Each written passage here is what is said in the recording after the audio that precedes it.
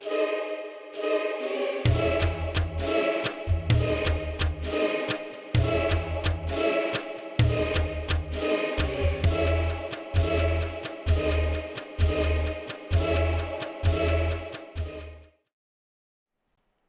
alhamdulillah, wa salatu wa salam ala rasulillah. Welcome to another episode of Haqiqatjou, where we discuss religion and politics, the two least controversial subjects. As always, I am your host, Daniel Haqiqatjou. And today we have a good episode for you, a great episode, inshallah, where we look at marriage and the norms of marriage, the norms of relationships, and we're going to do a cross-cultural comparison between the norms that are increasingly arising in the West versus in the Muslim world. And we're going to focus on one particular country known as Afghanistan and what is known as the Taliban, the government in Afghanistan.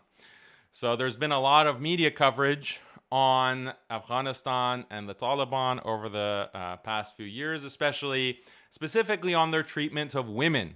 How are they treating women in Afghanistan? We want to take a closer look at the media coverage, specifically two reports that have come out, documentaries that have come out, and I'll describe the details for you when we get to that segment of the show. But I think you'll be very interested to see a closer look at what is actually happening in Afghanistan. How are they treating women? And how does the justice system work in regulating things like marriage and divorce in Afghanistan, according to these media reports? Then we're going to shift focus and look at the state of relationships, the state of marriage in the West. And I think it'll be quite an eye-opening comparison for you, inshallah. But before we get into any of those topics, I want to make sure that you're subscribed to our newsletter. You can click the link below in the description, and that'll allow you to sign up for the newsletter using your email address. Also, if you haven't already, subscribe to the YouTube channel. Like this video. That will help our channel grow and reach more people. And be active in the chat. So leave me your comments. If you want to submit a super chat, we will read hopefully your super chat as long as it's relevant and respectful. And even if you don't leave a super chat at segments in the show, I'll be looking specifically at the chat and I'll read your comments, inshallah, so long as they're good comments and relevant. So let's get into the meat of the show. So before we get into the topic of relationships, so this is considered to be New Year's Day in the West, January 1st. And it's interesting how some Muslim communities are appropriating New Year's, celebrating it, and really furthering this westernization of Muslims, not only in the West, but also around the world. And there's a pretty disappointing example of this that I want to share with you that I saw. Al-Maghrib Institute. So this is what they have on their Instagram page. Can I say Happy New Year? Is it okay for Muslims? So I've been calling this like an insta-fatwa because it's that's the way that they are conveying religious knowledge, is through Instagram. But it's such a destruction of the concept of a fatwa. It's a destruction of the concept of halal and haram. And this is really an attack on Islam, as we'll see. But this is a thread that I put up with screenshots. So they're using glamour models for their insta-fatwas. And that's shocking. Like, this was a model all made up, full makeup, posing. And I thought we were past that. I thought that we had shamed these quote-unquote Islamic institutes into not using this tactic anymore. Like, why are you still putting models for your classes, for your institutes, for your articles, for your videos even? You're using like deliberately attractive young women, and yeah, they're covering their hair, but that's not the concept of hijab. That's not the concept of hijab. Is not a scarf over your head. It's modesty. And the exact opposite of modesty is bringing an attractive young woman and bringing a close-up of her face, smiling, looking deeply into the camera. That's the exact opposite of modesty. Like, what are you trying to project? And so this is their insta-fatwa on, can I say Happy New Year? But you'll be shocked to see, besides using a glamour model, and anyone who is familiar with the Al-Maghrib Institute knows that they, 20 years ago, were a deeply conservative, Salafi institution, hardcore, very conservative, and focused. The whole point of Al-Maghrib Institute was to take the knowledge that is being taught in Saudi Arabia or overseas and bring it to the West, so it becomes accessible to American Muslims. You don't have to travel all the way to Saudi Arabia and settle there in order to pursue this kind of ilm, this knowledge. You can get that same knowledge here in the US with qualified teachers, qualified instructors. That's how they build it, and that was their original vision. Now, look at the state of Al-Maghrib. Look at how it has devolved. And it is just shocking when you do a comparison. The people who are involved with Al-Maghrib 20 years ago would be shocked to see what Al-Maghrib is putting out decades later. And I mean, the ones who haven't devolved themselves, because that's also been the case. A lot of the instructors have also completely devolved in their standards. And this question of, can I say Happy New Year? Like, it's a no-brainer. Of course not. Like, of course not. There's no difference of opinion on this question. But this is the state. Now, it's not just, so you can just imagine what they say. Ever said Happy New Year and got attacked for it? It happens a lot. But what's the real issue? So already they're setting up a kind of good Muslim, bad Muslim dichotomy. These intolerant, bad Muslims, the mullahs, the, dawah bros, they're just saying, you can't, this is not allowed. This is haram. They're attacking Muslims who want to say Happy New Year. So already this is a common theme among some of these institutions, these liberalized institutions like Al-Maghrib. Yaqeen is another offender. They portray conservatism and traditionalism as being intolerant and aggressive and angry and irrational and abusive. So what's the real issue? It's not about culture. It's about culture, not religion. The New Year is a cultural event based on the Gregorian calendar. Although celebrating with lavish parties or rituals isn't part of Islam, there's nothing wrong in saying Happy New Year. So just step back for a minute and analyze, like, what is happening here. First of all, this dichotomy between culture and religion, this is a false dichotomy. Who says that just because something is cultural, that means it's halal? It's just about culture. When it's Western culture, they're fine with culture. This is just cultural. But if it's something that is Islamic, but it's not practiced in the West, for example, niqab, like women covering their face, or when it comes to polygyny, having multiple wives, for example, then they say, that's just cultural. That has nothing to do with Islam. That's cultural. We don't do that. We shouldn't be doing those kinds of things.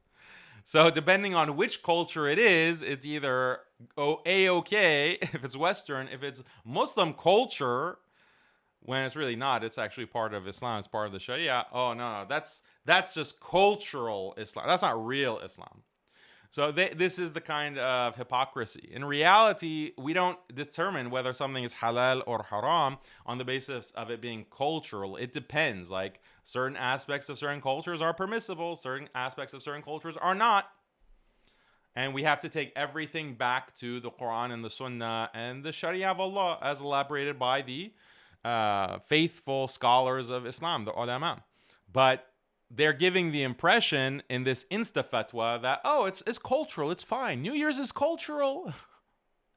And then they mix in this question of, well, what about celebration? Because the original title page or the title image was, can we say it? Can we greet people with Happy New Year? Now they're saying this, like celebrating with lavish parties or rituals isn't part of Islam.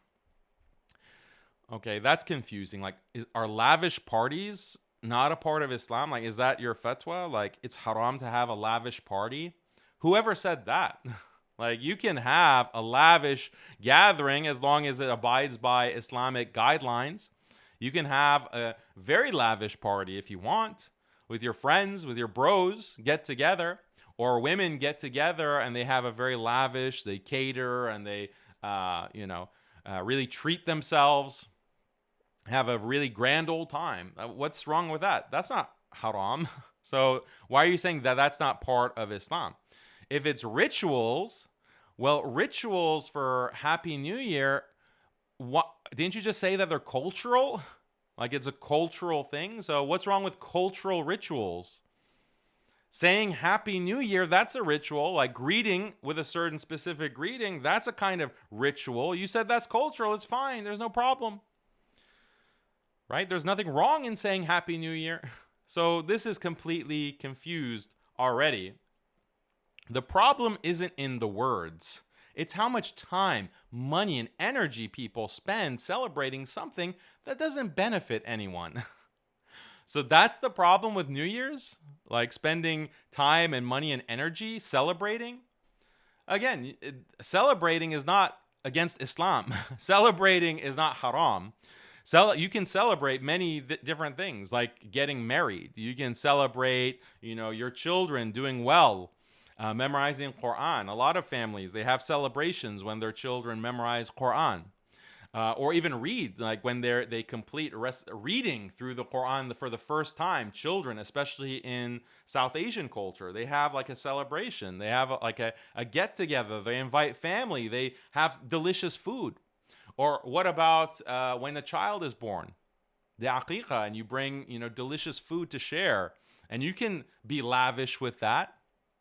There's nothing wrong with spending time, money, and energy celebrating, okay? But celebrating something that doesn't benefit anyone, who determines what is beneficial or not? If New Year's is not beneficial, then why are you saying that it's okay to celebrate it through greetings, telling people Happy New Year? And this is very relevant because you have many, unfortunately, of these American mosques and community centers.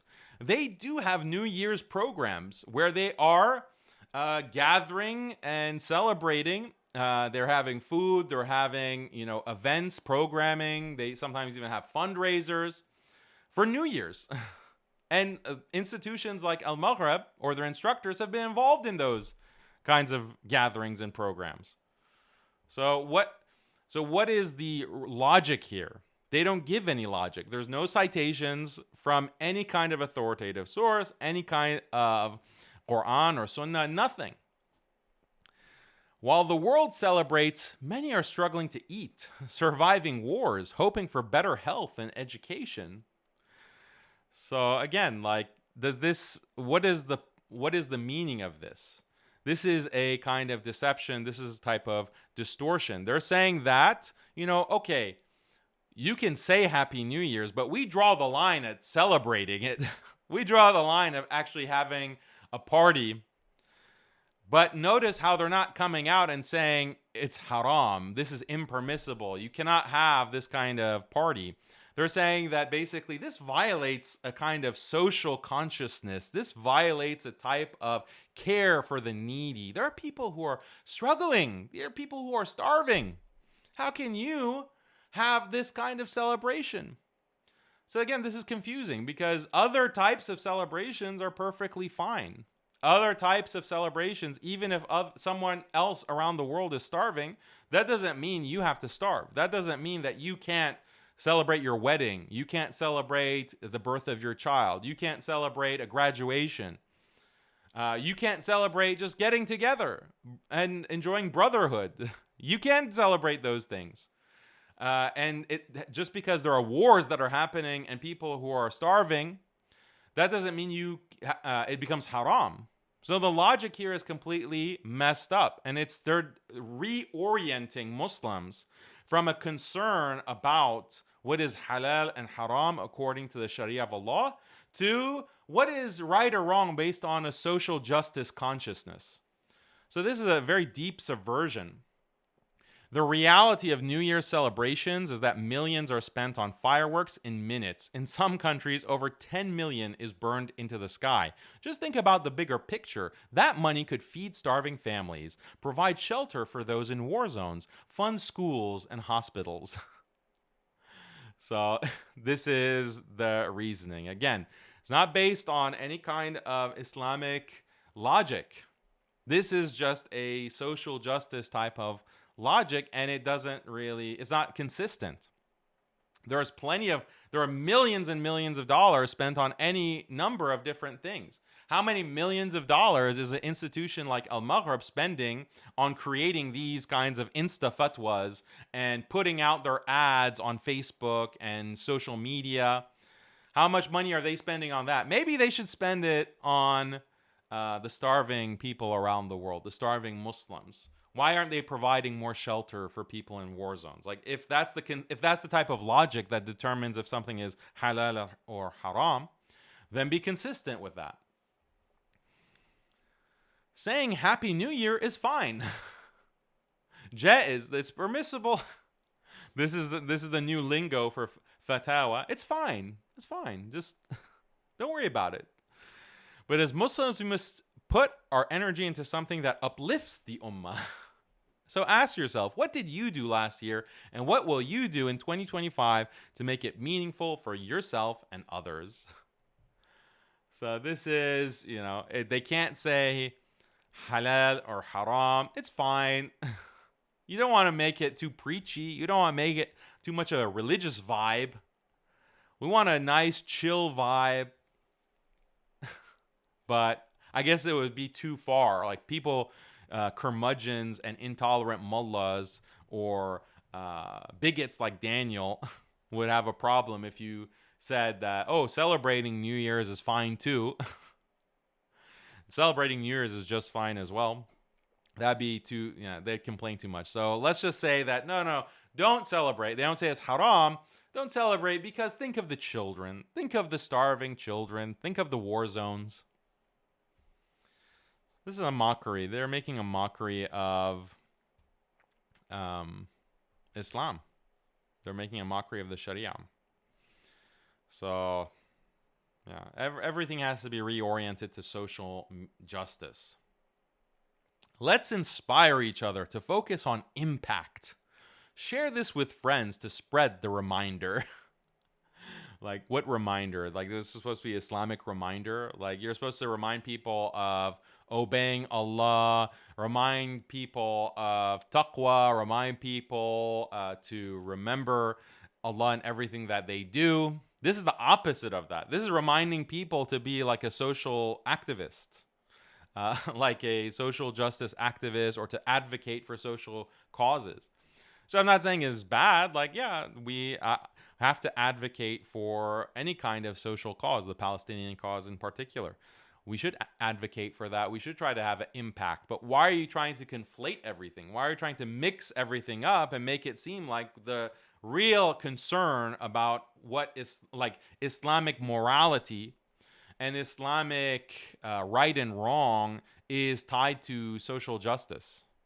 No, Islamic morality has to do with what pleases Allah, what Allah wants, what Allah approves of and accepts, and what He prohibits and is displeased with. That's the core of Islam, not what has impact in whatever way you want to define that. Impact. Let's focus on the impact. This is, what kind of Islamic message is this? You can have a separate message to focus on contributing, helping others, sadaqah, and that is one of the paths to pleasing Allah. But they've completely hijacked that. And now they're making halal and haram and some of these very critical questions about celebrating New Year. They're also like reorienting that from a concern about what Allah wants, what Allah approves of, and making about social justice. So this is disappointing. If you want to read like an actual scholarly treatment of this question, Go to MuslimSkeptic.com and we have this article. Greetings and congratulating non-Muslims on their holidays, halal or haram. And this is by Sheikh Dr. Ali Ahmed. He's a very well-respected senior scholar, and he focuses on many different issues, actually particularly marriage and divorce and family. But he wrote this, or he did this research, and we published it. So check that out, and you can see that, no, it's not allowed. This is kind of a modern push to get Muslims to secularize by celebrating non-Muslim holidays, and no scholar has really seriously in our tradition has accepted this. You only have modernists who are pushing this based on faulty fiqh, faulty ijtihad that is clearly wrong. So you can go and read those details if you have that question, but you know, this is a joke. Like, this isn't even, like, at least the modernist scholars who put, like Bin Beya, for example, the Mauritanian Bin Beya, who pushes like, oh yeah, it's no problem. At least they try to give like hadith, they try to make some kind of qiyas to justify it. But we're so far removed that with the insta-fatwas from Al-Maghrib on Instagram, they don't even pretend like to give some kind of Islamic reasoning. They don't even pretend to do some kind of ijtihad to at least to even give the impression that they're following a valid Islamic methodology. They don't even bother with that. And who's calling them out? Like, who is calling them out on this and blasting them for making a mockery of Islam? That's my question. So if no one else is going to do it, then I guess we have to do it, right, guys? Muslim skeptic team, the morality police, the haram police have to do it. So inshallah, may Allah accept. Okay, now let's switch gears. Actually, before we switch gears, I want to see what you guys think before we go to a completely different topic. So let me pull up the...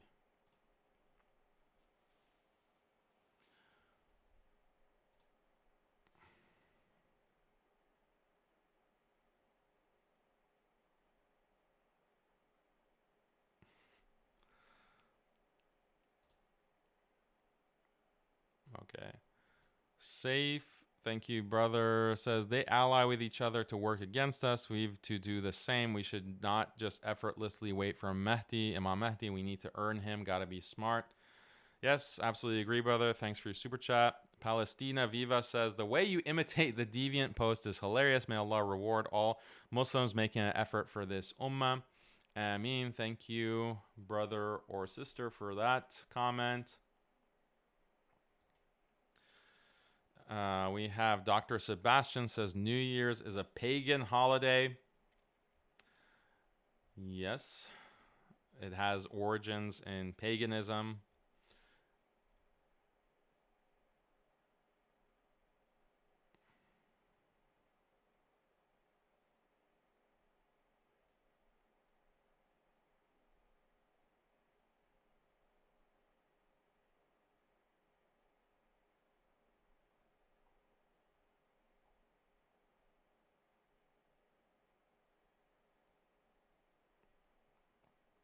I mean, when it comes to your communities, are you seeing any push for New Year's celebration? Like, is this something that, because in the US, every single holiday now, there's like an Islamic quote unquote equivalent. And there's a lot of these kinds of insta-fatwas coming out that it's fine, there's no problem. It's just cultural.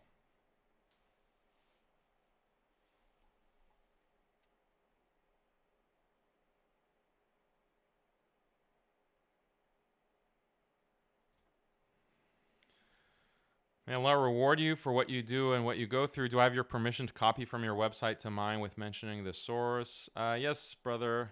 Thank you for your super chat. You can definitely use any of our content. You can take our content and spread it however you want. There's no problem with that. Written or video. So Afghan boy says, LOL, we never celebrate anything other than the 2 Eids. That's good to hear. They're doing New Year's even in Arab countries like UAE. Okay. Yes, in Germany.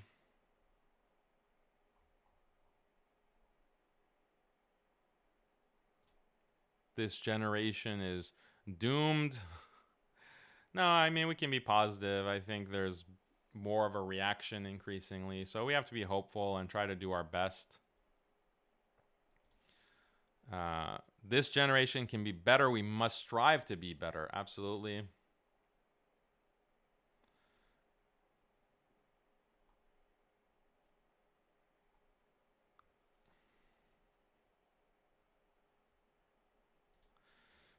In our mosque, they have programs during New Year's even, but the reason is to keep the youth from the street, not to celebrate New Year. Yeah, I hear this, but this is a cope. Like, the same reasoning is given for Halloween. The same reasoning is given for Christmas. Oh, we have to have Halloween in the masjid. Otherwise, the youth are going to go celebrate Halloween on the streets. Like, what? And this is just a cope. This is just an excuse. Like, are your youth so out of control that you have to, like, why don't you just tell your youth, no, it's not allowed, it's haram. That's the end of it. When I was a kid, I didn't have the permission to just go do whatever I want. I can just go wherever I want and associate with whoever I want. My parents would say, no, yeah, you can't go. Are you doing your homework? Do you study? Have you been studying?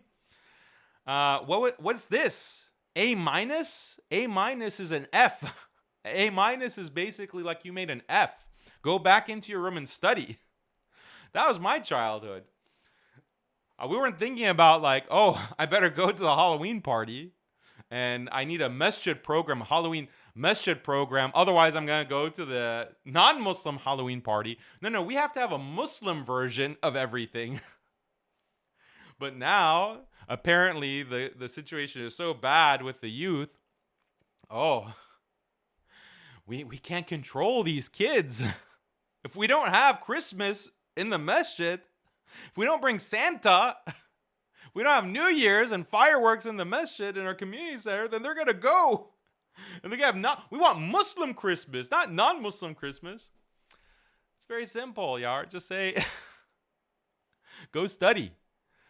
Why are you even thinking about Christmas? Where did you even learn the word Christmas? If you're studying these books, if you're studying math, you wouldn't even know what Christmas is. That's the kind of childhood I had, alhamdulillah. So the standards have been sliding. The standards have been sliding.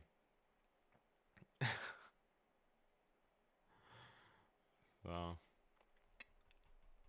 okay, let's move on.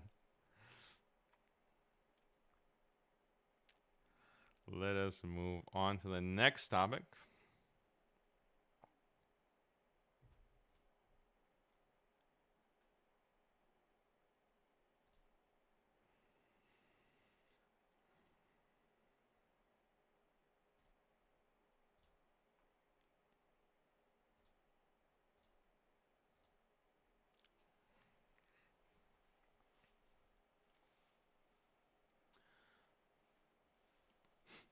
All right, guys. We want to compare Afghanistan culture and treatment of women with the treatment in the West. And it's quite shocking. So here is a short documentary put out by the New Yorker.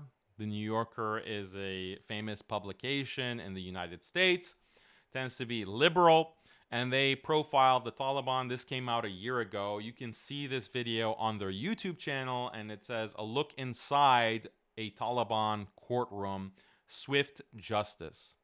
So let's watch this and react to how they treat women in Afghanistan.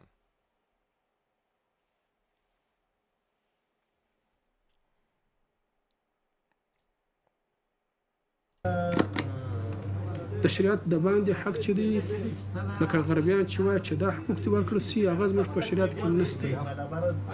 ما درته وویل دغه شاهدان دي، شاهدان هسې خلک محکمه قصاصي برای مرتول چې ورور ما نه د پاوا کړی برای چې پاوا دې کړ برای مرتول شه چې دنه مات نشته دی پلا بوست اما بس ته دوی به دغه کومه بس به واسطو بر سبب جدي راسي چې زبل نه پیژنم بل امر خیر در کې لازم کوم چې کوي باندې وو یا چې دغه دا اصحاب دا روان په شریعت کې زموږ د ملک زنانې In Sharia, our women, the women of Afghanistan, د افغانستان د مسلمانانو زنانې هغه په دې باندې مأمور دي چې دوی به نو خپل د خاوند خپل د زوج اطاعت کوي شاید یو شی طبیعت څه دغه امر maybe some women doesn't like this particular خلاف rule.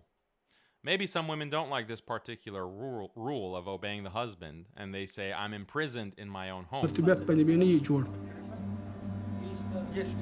اوس په شریعت کې دا شریعت دا Sharia is a house where everyone's rights are protected. کور دی چې هر چا ته د خلا ورکړې ده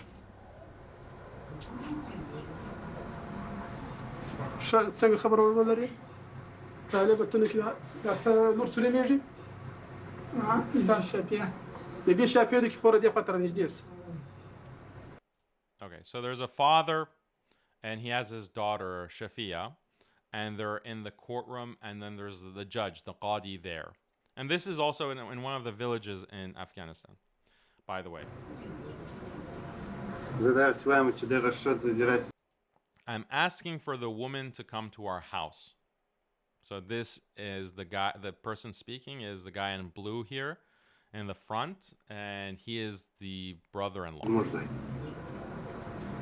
دا شو لستا څه ده زما وریاندار شو ستا وریاندار ده دا کونډه یو میړه مور بله This is the father of Shafia. She's saying, my daughter's husband died. Her brother-in-law wants to marry her, but she does not want to marry him or anyone else in that family. میړه مر شو بره د لیورو کوله لیورونه نه کوله واز مرزا تل څنګه راس So the qadi asks him, why do you want her to come to your house? And then another family member from the in-laws says, she should marry one of us. And if she doesn't want to do that, she should just live there with her children.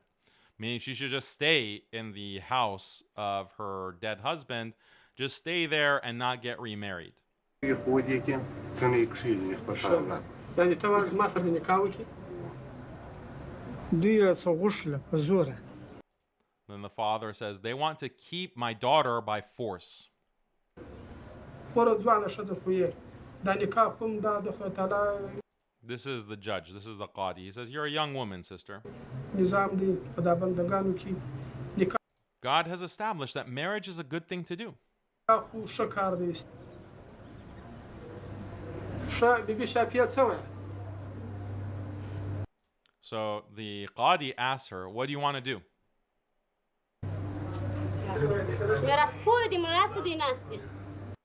These men are vultures. They live to take others' inheritance. So she's not really mincing her words.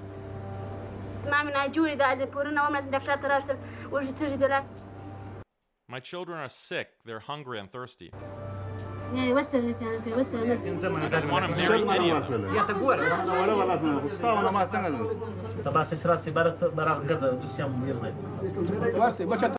So the judge says, come back tomorrow and we'll finalize the case.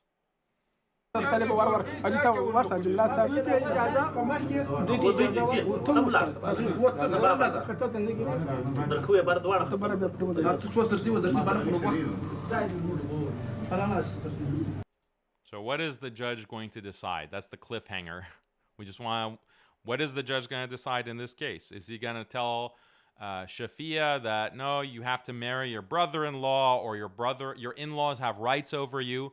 Or is he going to side with the father and the daughter and say, no, you can make your own decisions?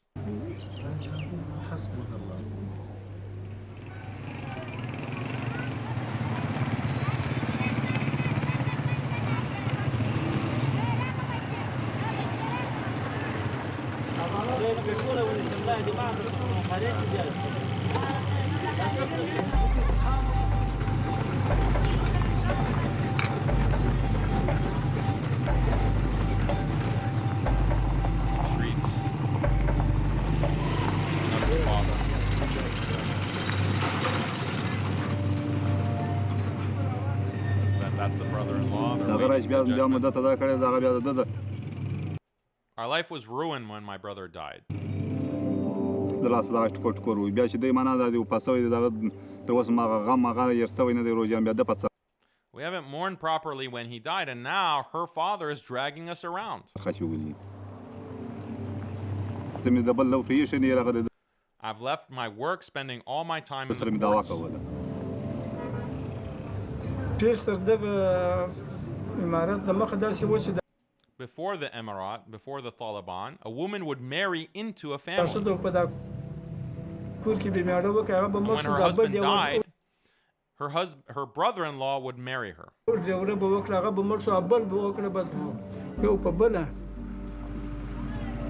ځان اختیار یې نه درلود. She had no autonomy. So the perspective of this father is that before the Taliban, women had no autonomy. She would marry into a family, and then if her husband died, she would have to stay in that family and marry a brother-in-law. So this is actually found in Judaism. It's called levirate marriage. It's based on the Bible, levirate marriage. And also aspects of this are found in Hinduism as well, such as niyog. It's a different version, but a similar idea. So this is a kind of practice found in a variety of different religions.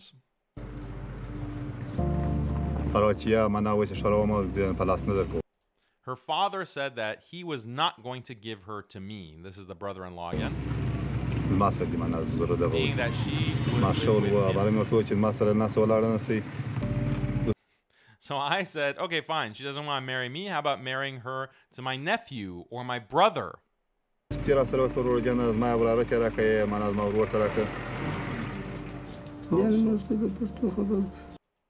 If she's married to one of them, they can do whatever they want. And I won't be able to help her.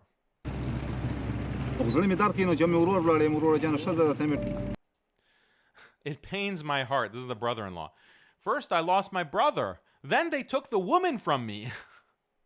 So he thinks that Shafia is his property.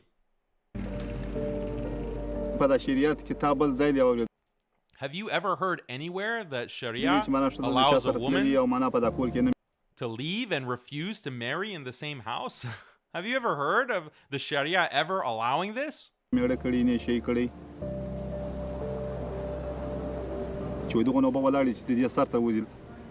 Sharia says she shouldn't leave her house, her home. Even if she's drowning in her home, she can't leave.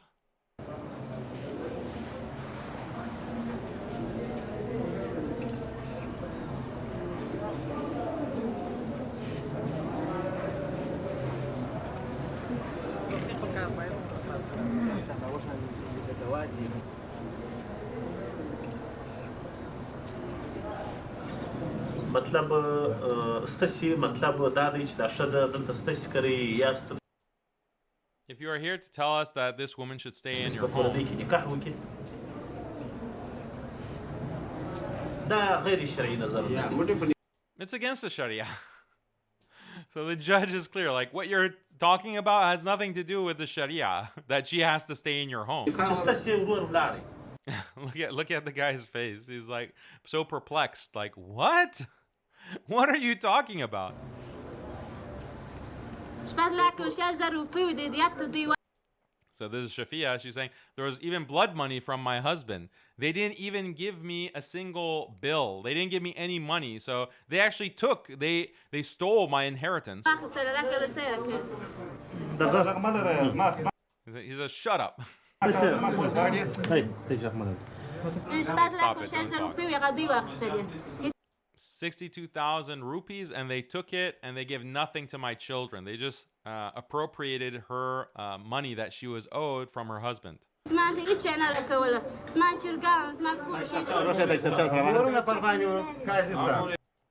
then he's saying, oh, he had a lot of debt, that's why we took it.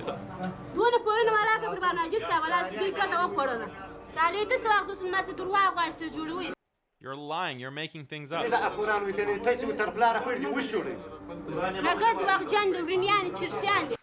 They're all liars, stoners, and heroin addicts.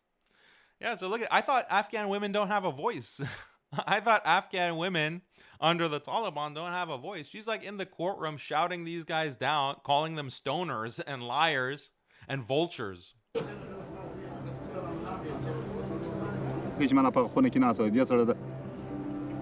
Why did she go to court?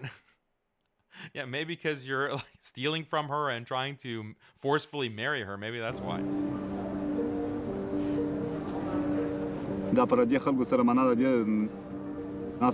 It was not appropriate for her to sit in the same room with all those strangers.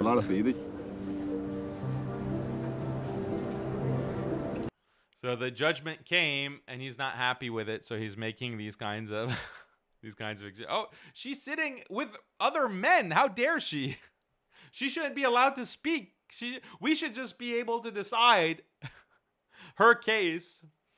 So this is jahl. This is jahl from people who don't know like Sharia, like what the Sharia actually requires and the rights of women. But the Taliban here is upholding their rights. And the thing is that even before the Taliban had control of the country, the people of Afghanistan would prefer to go to the Taliban because they knew that they were just. They couldn't be bought off. They couldn't be corrupted. And they would stick to Quran and Sunnah. They would stick to the Sharia of Allah. And that gave them a reputation of trustworthiness, a reputation of being just and fair. And that's why people prefer to go to them, even if they weren't necessarily the most religious themselves. But they wanted to drink from the cool spring that is the Sharia of Allah. And the Taliban is the one that has been upholding that in Afghanistan, even prior to when they had control of the country. So I'm imagining these documentary makers from the New Yorker, they're video recording all of this, and they're like, well, that's a twist ending. I didn't expect that. I expected the judge to say, yeah, go, how dare you speak? How dare you speak against your brother-in-law? Women can't speak. Women don't have any rights. You're just property. You're just a piece of meat, and we don't care. You have no choice in the matter. So this was a twist ending from the New Yorker.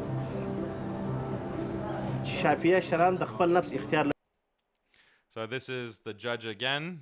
Shafia, according to Sharia, has the right to decide her fate. She has the right. She chooses. It's up to her.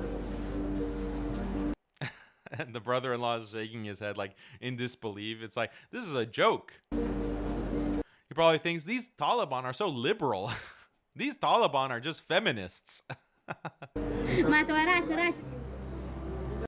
You keep telling me to come back to you, says Shafia.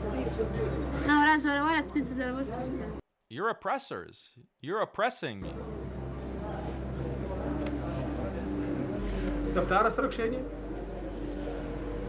So the judge says, you want to live with your father? She says, yes, I want to live with my father.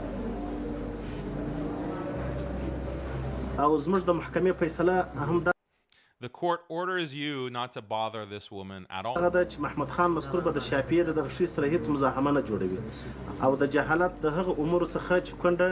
And you should avoid the pre-Islamic dark age practice, jahiliyyah.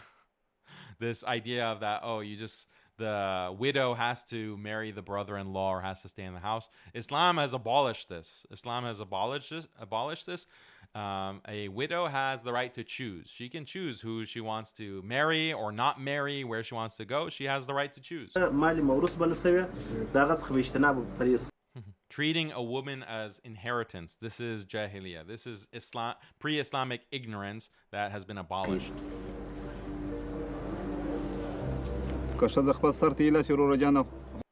And then he said, the brother-in-law is just shocked. If you give a woman freedom, she'll do whatever she wants.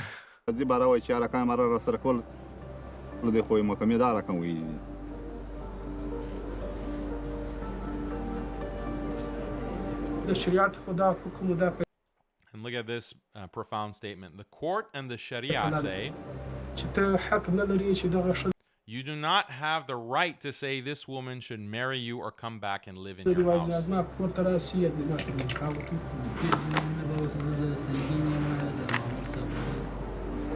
سمه ده کې هغه په یو اجاره درکوله په هغه به درک بله ورځي ته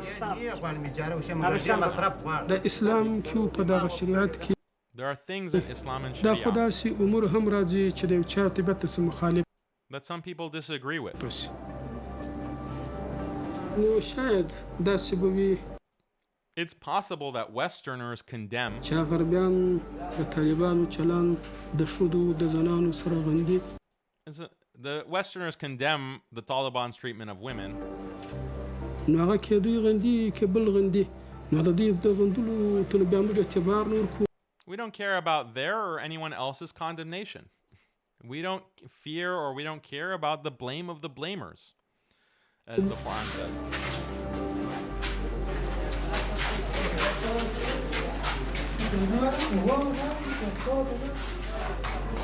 And then the New Yorker puts, under the Taliban, women continue to be denied basic human rights, education, and opportunities. So this is the kind of portrayal that they want to portray the Taliban and Afghan women as these oppressed people who are suffering, and they show this courtroom, and it's meant to be like a contrast. Like imagine a Western courtroom where you have like this big building and you have, you know, this judge with a robe who's sitting at an elevated place looking down on the plaintiff and the defendant and the courtroom, and then you have lawyers and you have, you know, all of this pomp and circumstance. You have this proceeding. Contrast that with, you know, you're sitting basically on the floor. Everyone's sitting on the floor in this room. The room looks dingy, poorly lit. And you have these bearded men with their turbans. And look at, you know, how backwards and low and regressive these people really are. But the Muslim knows, and any person of sense knows, that they have something that the Western courts don't. They have the justice of God.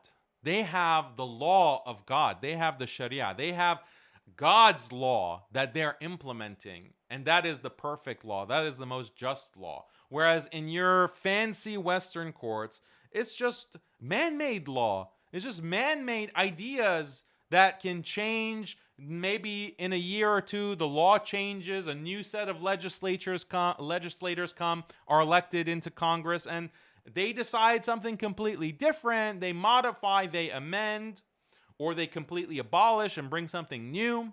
That's the man-made law that you have in your fancy Western courts. Whereas in the dingy rooms in Afghanistan, in the villages, they have the Sharia of Allah. They have the law of God, the Creator. So, like, what is more powerful and what is more impressive to you? To me, it's far more impressive that they are legislating and judging according to what God wants. So there's no comparison. So there's more that we can see. Or there's another video that has been published, documentary on YouTube. And this is the channel Arab. Maybe you're aware of Arab. It's a popular channel.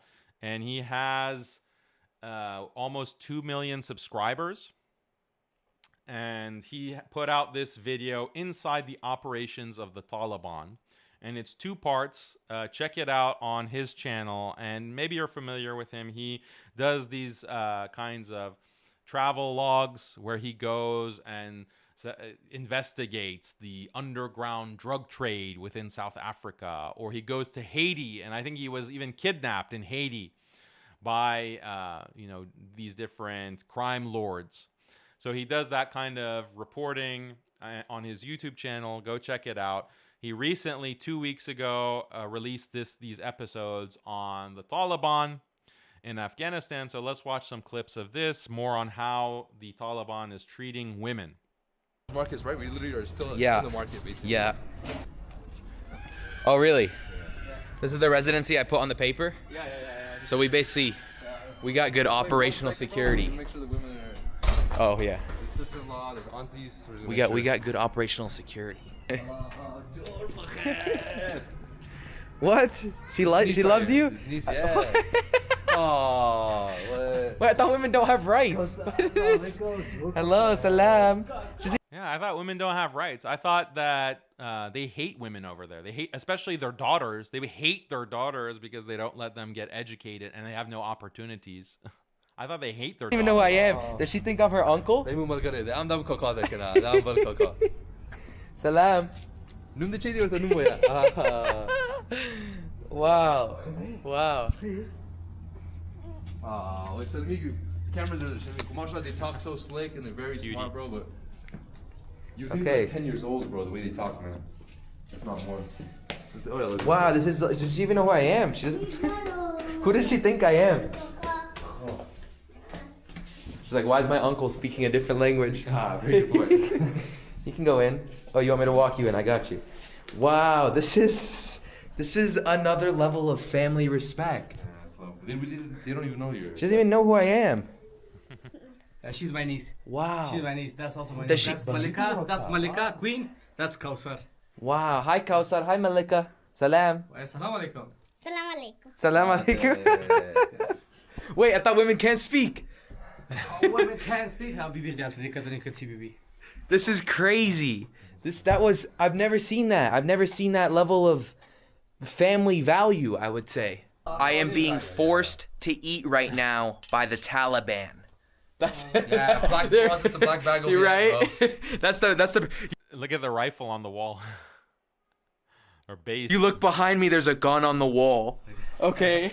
and I told them I'm not hungry. They said, "You must eat. We must feed you." So I'm being force fed right now, and they're And what the best food? He's eating pomegranates, like already de-seeded for him. He's being treated like a king. security outside making sure we can't escape.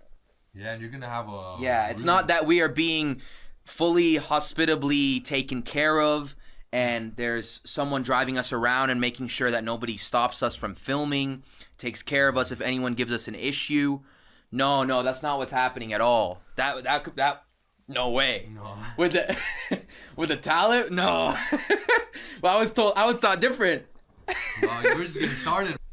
I think they're strengthening us, bro. That's what this is, bro. Whoa.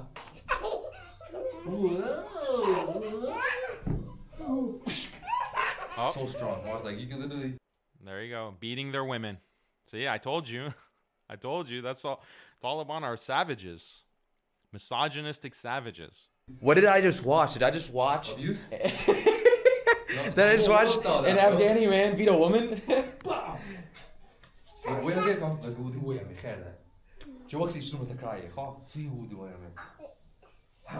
Okay, no.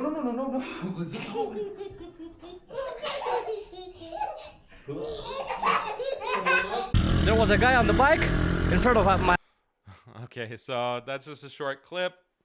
The first episode is over an hour long. Go check it out. Inside the Operations of the Taliban on Arab channel ARAB. It looks like it's going to be very interesting, and he has other content as well that you can check out. So yeah, that's the Taliban. Now let's compare that to what's going on in the West. What is going on with the West? And there are some very shocking things. Let's look at this video now when it comes to... So the comparison here, or the claim, is that there are no women's rights in Afghanistan. But what we saw is that, yeah, women are given rights, and those rights are strongly defended. But who decides, like, what is a right? Like, who decides what is a woman's right? Is it God? Is it Allah, or is it something man-made based on what? Based on people's feelings, based on what is popular socially at the time? Like, who decides what is a woman's right? And is it really fair to judge the Taliban or judge Afghanistan culture or Muslim societies in general based on what the West considers to be women's rights? So look at the kind of rights that we see in the West. This is the story of me. Okay, I promise you want to watch this whole thing because it gets crazier and crazier the more he talks. Me agreeing to get an older woman pregnant and then her trying to ruin my life. When I was 23, I had a one-night stand with a girl from my hometown named Maria. We both knew it was nothing more than that, and we didn't speak after. Oh, one-night stands. What a beautiful right for women to just sleep with whoever they want. Amazing. Several months later, I received a text from her saying that she hadn't been lucky in love and she wanted a baby before it was too late. So she asked if I would get her pregnant and I wouldn't have to bear any responsibility, like a sperm donor. I considered it and I first thought no, but after some time to think about it, I thought it'd be the right thing to do for someone struggling. It's the right thing to do for someone struggling. This guy is the complete opposite of the Taliban. The Taliban doesn't give women any rights, but this guy, this hero, this white knight is thinking, I gotta help out this poor woman, this older woman who wants a child. Why not? So we filled out an ironclad agreement and, basically I wouldn't be responsible at all. A while later, she told me she was Nothing could go wrong. Nothing. I just signed an ironclad agreement that I would not be responsible if she got pregnant. Ovulating, and then a few weeks after that, she told me she was pregnant and it had worked. I went back to California for work, and we didn't speak after that. Unbeknownst to me, she contacted my family behind my back and invited them to the baby shower. They then began getting dinner or whatever regularly, and as she got to know my parents started encouraging me to be in the baby's life, and once I found out it was a little girl, I thought it was the right thing to do. So do you see what's happening here? She said, oh, no strings attached, no commitment. I just want to have a child. I'm getting older. Clearly, I'm not married, and there's little chance I'm going to be able to find someone at my age. Just give me a baby, and you won't have any commitments, no responsibility. No, I'm not going to require you to do anything. Here, we can sign an ironclad agreement, a contract saying all of this. And then immediately she gets pregnant. And she invites his family to the baby shower. I flew home to be there for the birth, and I got a tattoo of our daughter's middle name before she was born.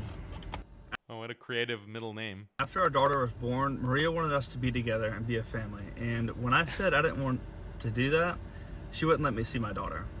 My main source of income at the time was the Airbnb that I owned. And she said this a few months after she was born. I felt bad, so I let her move in for several months. I need to move into your house for 2 months. So he's full on taking on the role of provider. He's providing them a place to stay, probably giving her a lot of money as well. Rent-free. Once she moved out, she told me this: I've never done anything to warrant supervised visits, but I agreed to keep the peace. I would come home as often as I could to see our daughter, and things were usually okay when I was there. These are all from her Facebook. So she is making him pay who knows what, like rent, her payments, probably giving money for the child. And then she doesn't even let him see the daughter.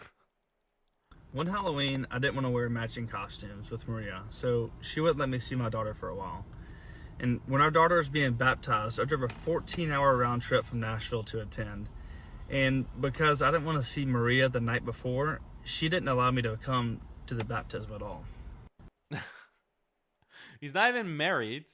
Okay, there's technically no legal requirement that he has, because I don't think she's taking him to court, but she's restricting him from seeing his daughter and has all these expectations. You didn't dress up with matching costumes on Halloween. Okay, you're not going to see your daughter for indefinitely.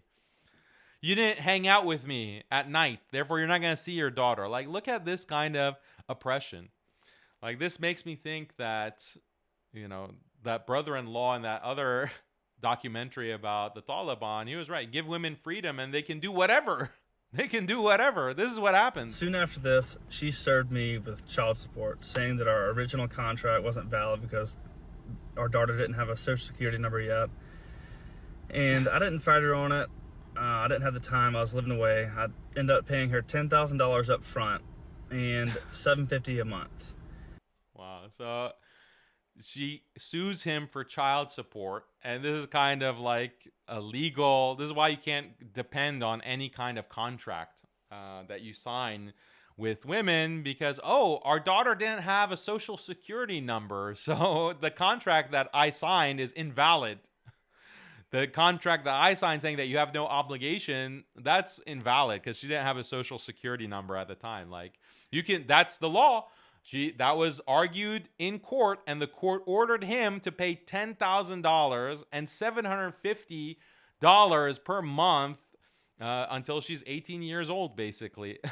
This is justice. This is the justice in the Western courts. I was able to move home soon after that, and I began seeing our daughter regularly. Everything was going really well until I got a girlfriend. Even though she had a boyfriend who was regularly around our daughter, she said that my girlfriend couldn't be around our daughter. I was able to get... So she's getting child support. She's getting money payments from this guy, this poor simp. And she has a boyfriend. And that boyfriend is around the daughter. And he can't even see his daughter. And now he gets a girlfriend. And then she gets even angrier. She gets angrier and restricts him even more. Our daughter for an afternoon. And Maria asked what I was doing. I told her that I was with my girlfriend and we were at Lowe's together. She freaked out. I said I'd bring her daughter back to her as soon as we were done, but instead Maria drove to Lowe's, apparently called my dad and was running up and down the aisle screaming. I don't know what actually happened, but she was freaking out, just blowing up my phone, thinking she was in danger. And keep in mind, my girlfriend is a mom as well as a nurse. Our daughter was never in any danger. When I offered... So these are the kinds of antics that you have to put up with when you're a simp. I mean, what other way is there to put it? He's trying to go to Lowe's, it's like a hardware store, to get supplies for whatever, and with his girlfriend and daughter, and then the ex one night stand is coming and making a scene at the Lowe's. This is a nightmare. This is a horror story. Maria and my girlfriend to get to know each other so they'd be comfortable, with my daughter being around.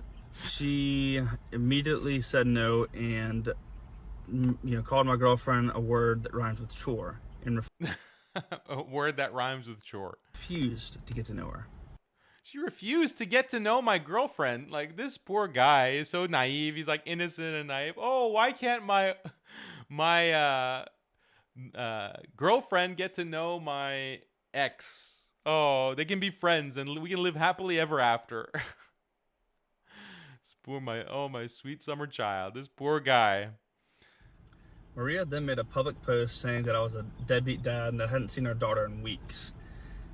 Now she's publicly shaming him. You're a deadbeat dad. He's like, this is like by the way, this is standard, right? This is something standard. It's not even that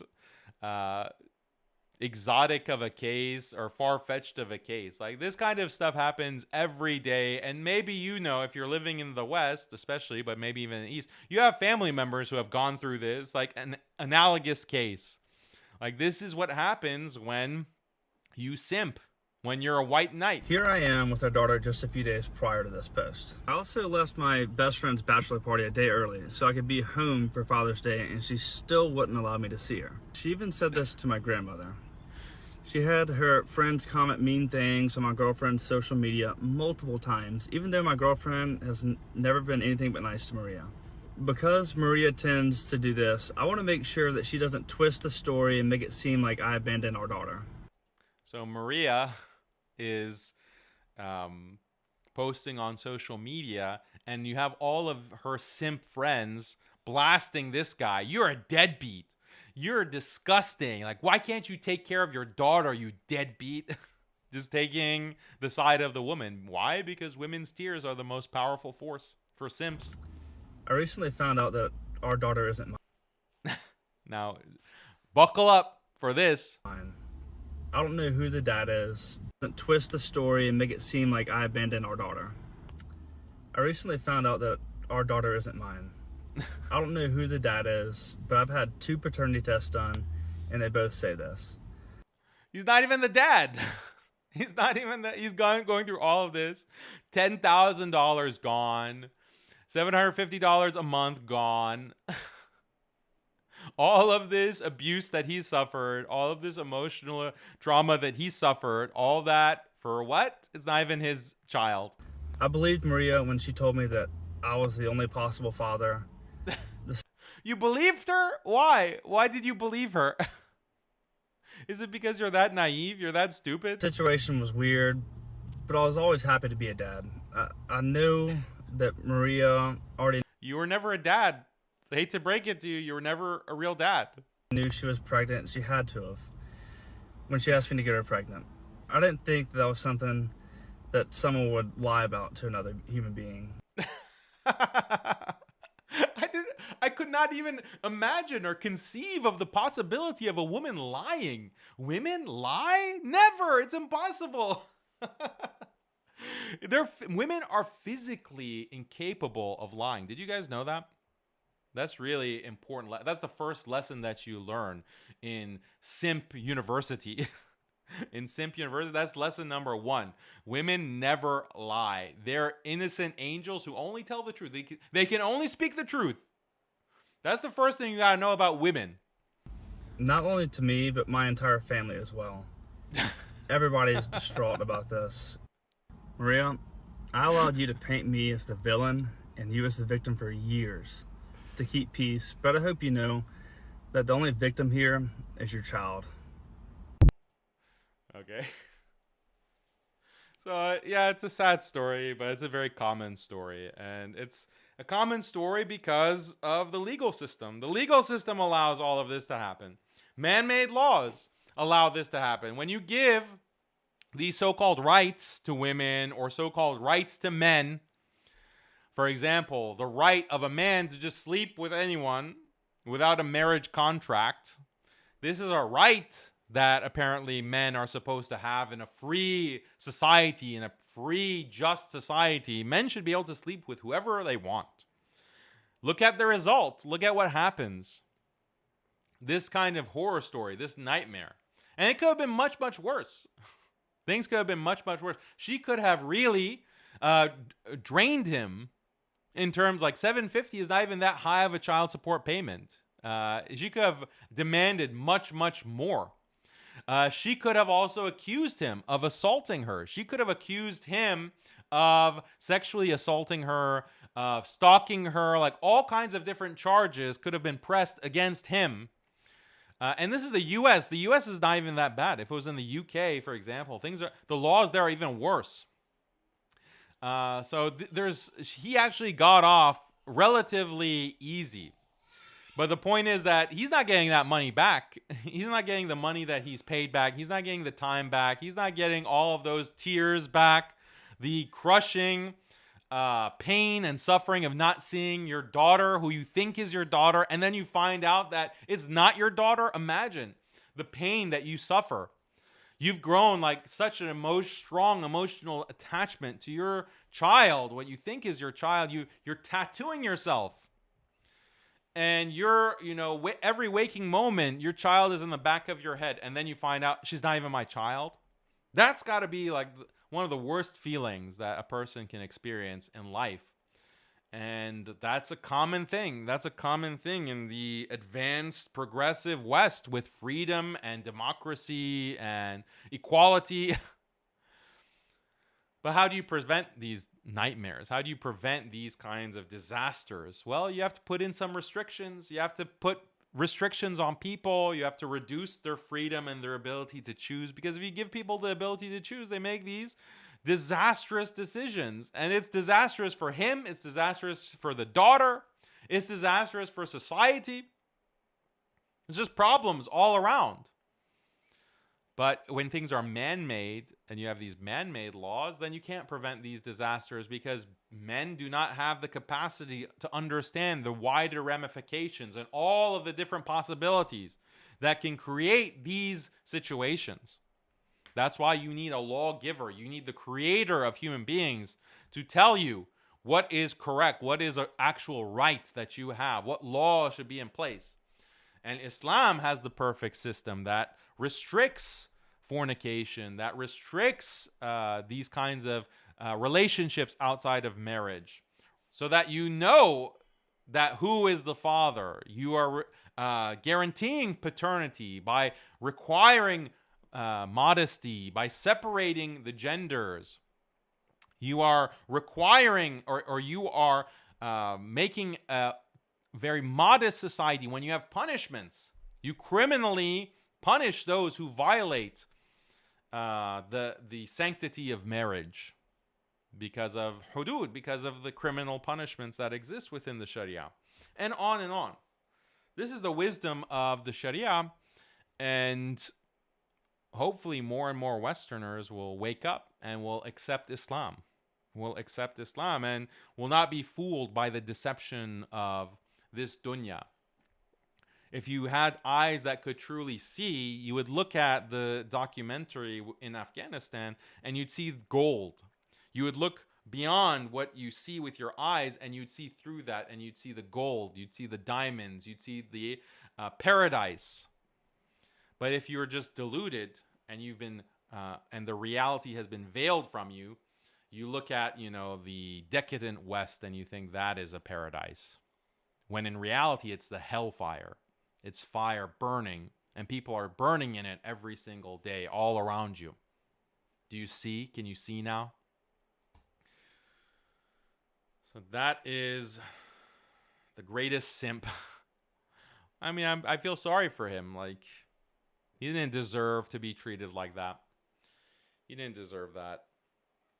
But, we need to save people. Like, we need to save the West. The West needs Islam.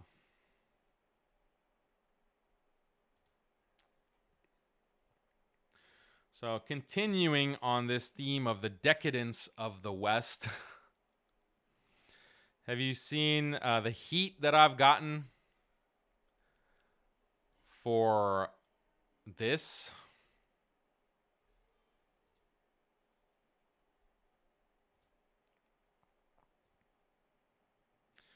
This is a post I had on Telegram. If you say yes to college for women, you are essentially saying yes to your granddaughter on OnlyFans. The college to OnlyFans societal pipeline is just a mere matter of decades.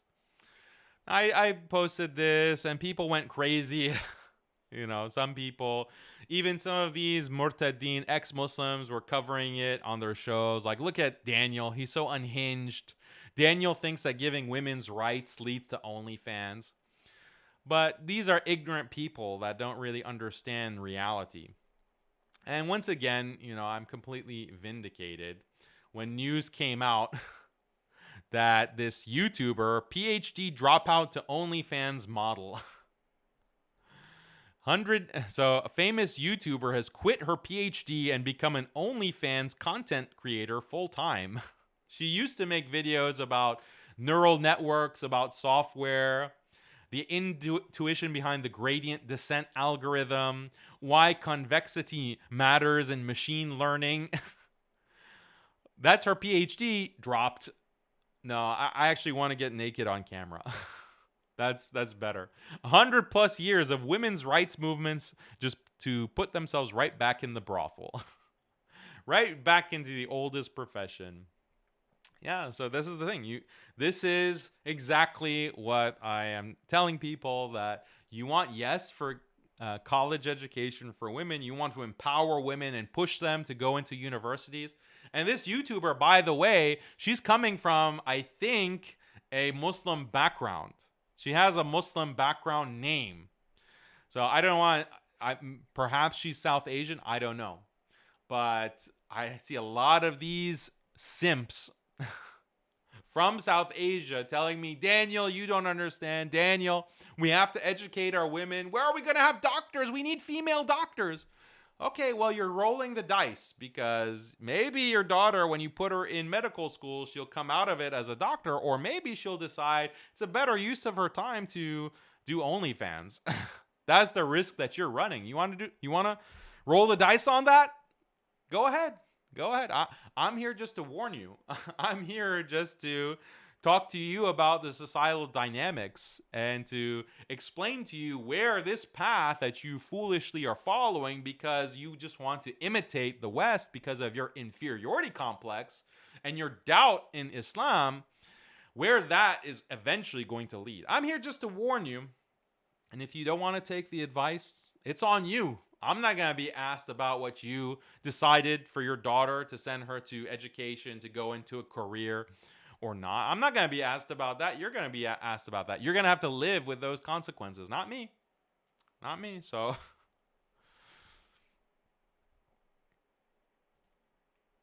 here's another horror story.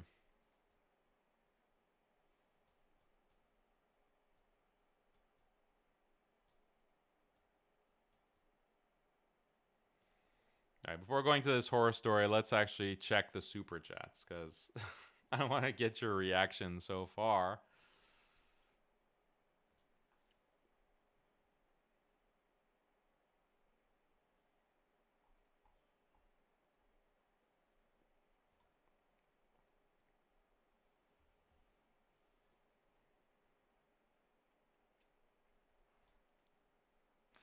This is exactly why conserved matrimony was set up. Singles are struggling to get married due to moderate practicing values. Great work from Daniel.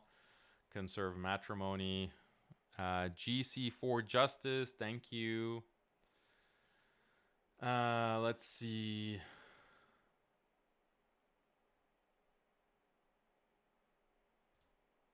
Rostam says, one more takeaway. In Sharia, you do not need to pay advocates and lawyers. It drastically contrasts with Western countries where rich people have inherited advantages over poor people because they can hire the best defenders. Yeah, very good point. Because the legal system, because it's man-made, it's so complicated. It is beyond the ability of even intelligent, educated people to understand the legal code. And even if you studied the Western legal code for your whole life, you wouldn't even be able to fully study it. The law fills libraries. Like, you have a full library just with the legal code. There's no one that can actually fully understand the law. And that's partly deliberate. It's also partly a function of something that is man-made, because when something is man-made, you can't predict or you can't conceive of all the different contingencies, all of the different possibilities. So you constantly have to amend, you constantly have to change, you constantly have to update. But the effect of that is that the average person is not going to be able to understand the law. You have to hire lawyers, and lawyers are very, very expensive. And so only the rich are able to get justice within that court system. And that is not a bug, that is a feature. That is the way that is designed to give priority and privilege to the wealthiest within society. And the wealthiest, by the way, are the ones that manipulate the law through lobbying to get the law designed to serve their interests at the cost of everyone else. So it's just layer upon layer upon layer of injustice. What is the alternative to this? Well, let's look. Okay, put away man-made laws. Let's say that there's a religious law. Christianity doesn't have a legal system. Christianity is not about law, right? Christianity says, render unto Caesar what is Caesar's.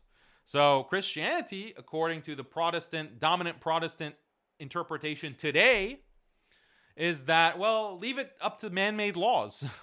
Religion is just about your faith and loving Jesus and saying Christ is king. That's what Christianity is about. They don't have a legal system. So even if they wanted to have like a Christian nation, where are you going to get those laws from? You've jettisoned that. You've abandoned the idea of law and governance according to the Bible. That's already been abandoned for centuries now because of the Enlightenment reformations. So that's out of the question. Christianity's out. How about Judaism? Can we apply Judaism? No. Why? Judaism is for Jews only. The legal system is only within Judaism. The law is only for Jews, and it's racial Jews. You have to be racially Jewish, otherwise the legal system is not going to serve you. In fact, it's going to oppress you. So Judaism is out of the question. Hinduism, like, don't make me laugh. Don't make me laugh. So what is there? Buddhism, again, they don't have this legal system in current Reformed Buddhism. They have a traditional legal code, but those were specific to Southeast Asia, and they're not going to translate universally. And they also, by the way, have things that are completely rejected by modern Buddhists, like slavery, concubinage, wife beating, and on and on. So that's not Buddhism is out of the question. So then how can we have a legal system? Islam is the only choice, the only real choice. Sharia is the only real choice. So this is what we advocate on Haqiqatjou and MuslimSkeptic. I keep telling you guys, Islam is the answer. Islam is the solution.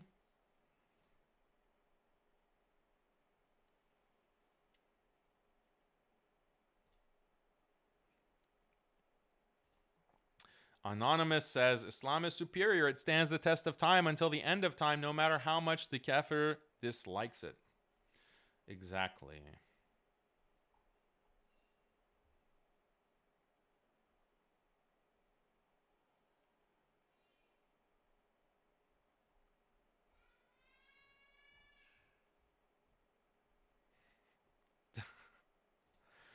Yeah, the beautiful Dharma that teaches sati, widow burning. That's what we need.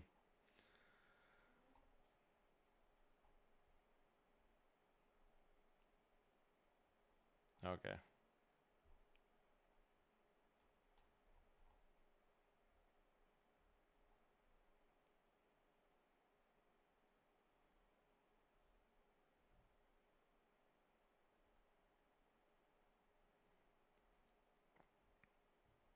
So people are asking about this New Orleans attack.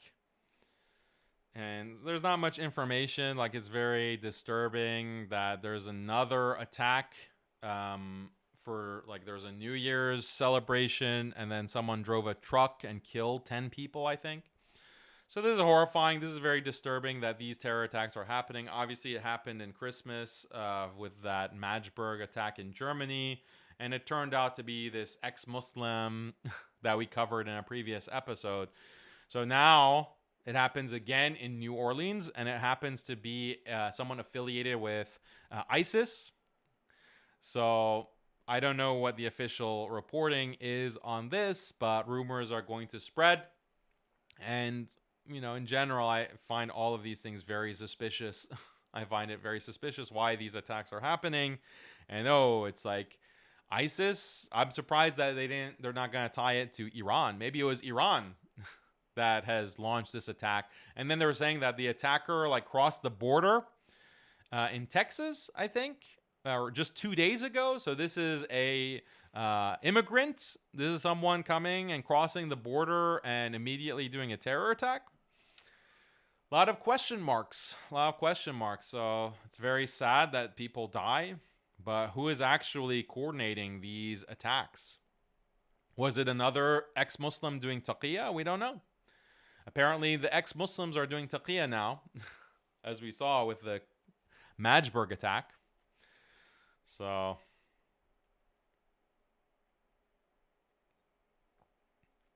someone asking when's the next debate. Shahir is asking when's the next debate. There are debates coming up early this year in the next couple of months, hopefully. I'm still trying to work out the details. So just be on the lookout for announcements for that. Yeah, about the Afghanistan attack, Pakistan launched an attack against Afghanistan, the Taliban. This is very sad. And we don't want this kind of violence and killing between two Muslim countries. This is very disturbing and sad, and There are more details that we can share, but I didn't want to dedicate this episode to talking about it. But I think it has to be completely condemned for a Muslim country to attack another Muslim country. This is contrary to what we want to work towards, which is pan-Islamism, Muslim countries around the world allying with each other and working together.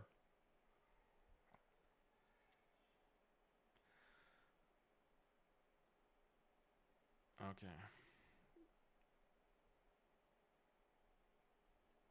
Let us continue.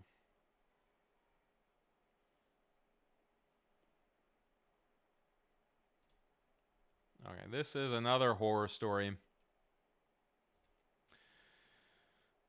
I just found out that my husband of 5 years was cheating on me and getting ready to take another wife without my knowledge. I come from a Muslim household, and in Islam, men can have up to 4 wives, but it isn't lawful for him to do so without the explicit consent of his first wife. And on top of that, he has to be capable of giving equal love and care to all his wives.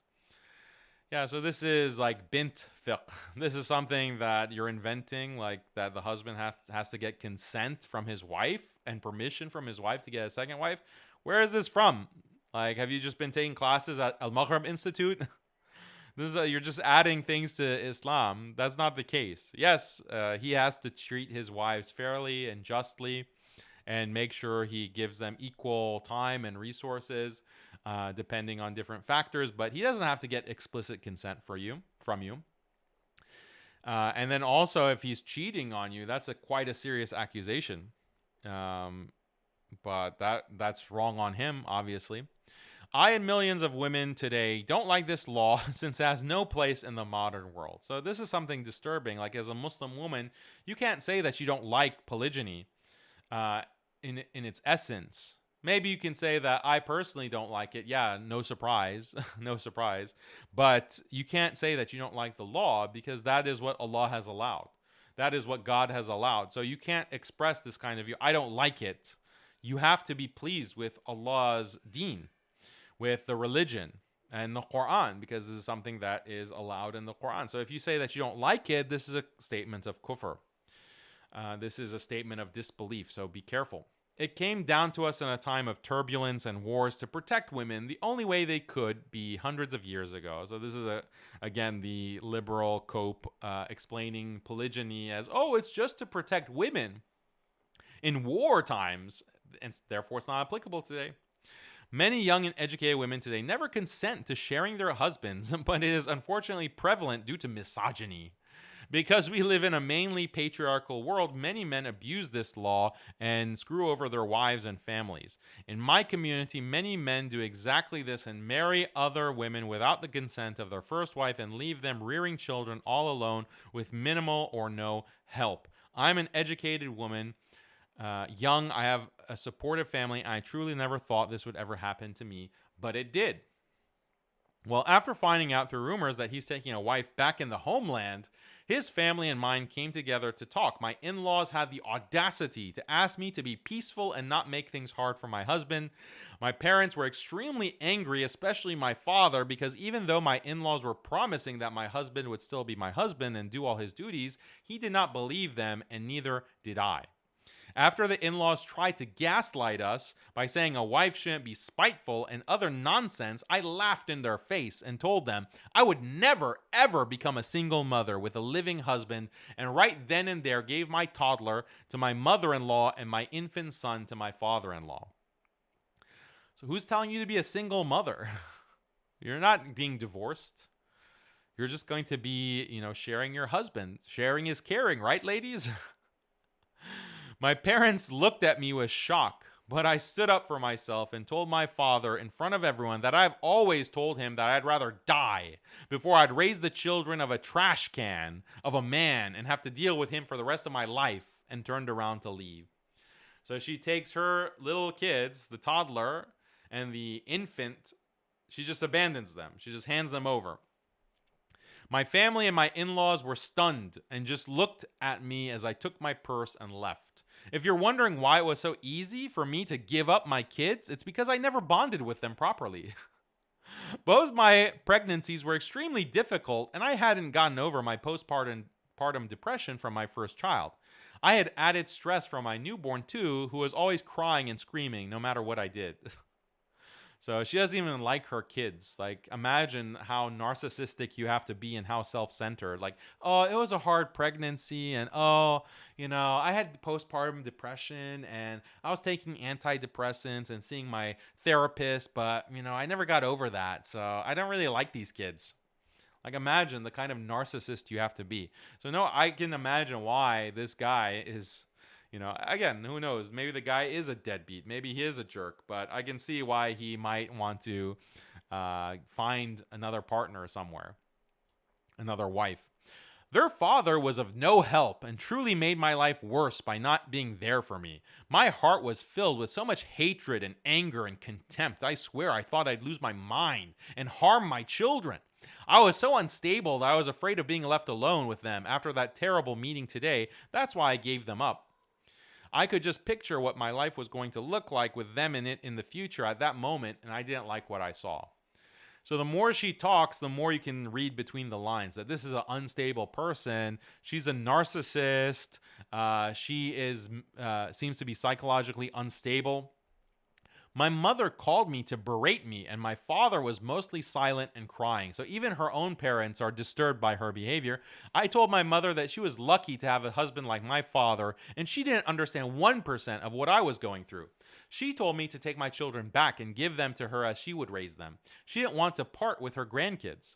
So the compromise that her mother is making is like, look, just take custody of your own kids, and then I'll take care of them.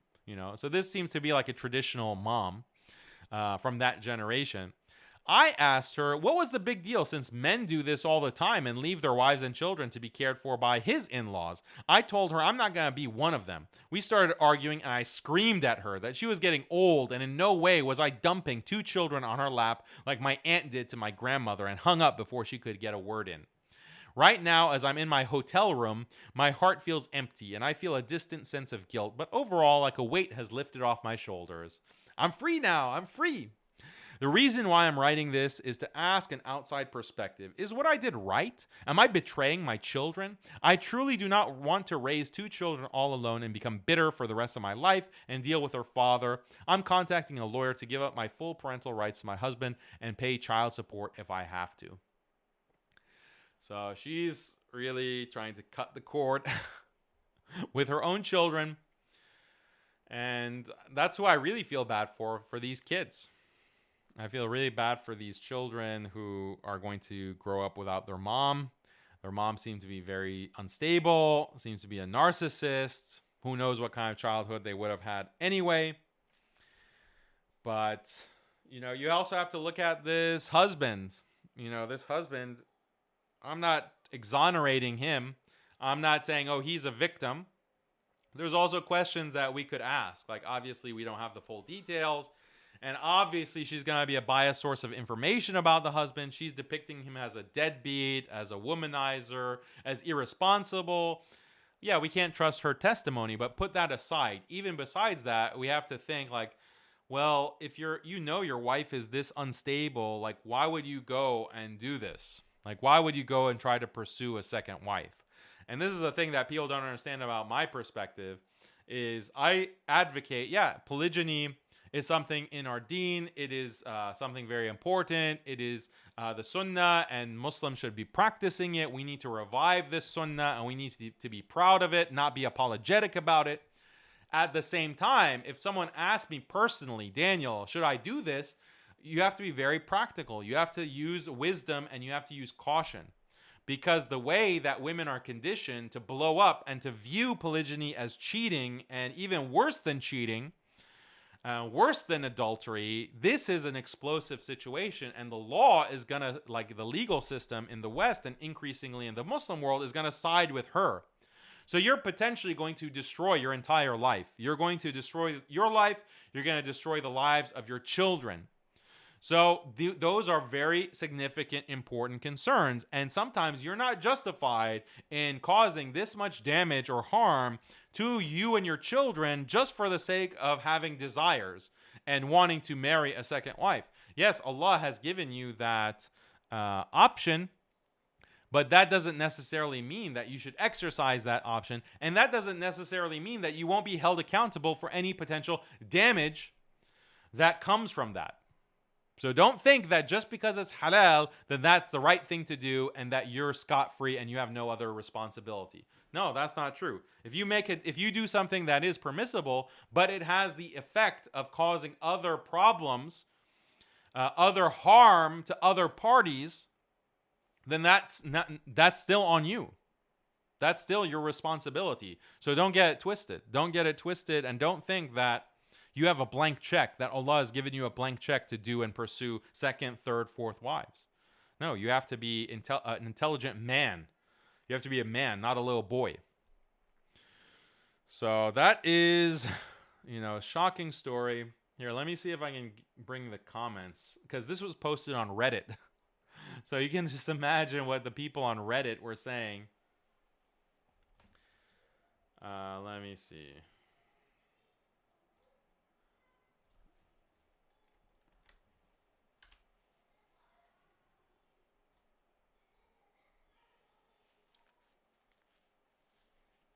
And this got 11,000 likes.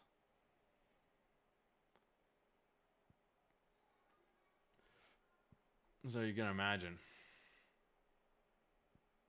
Let me share.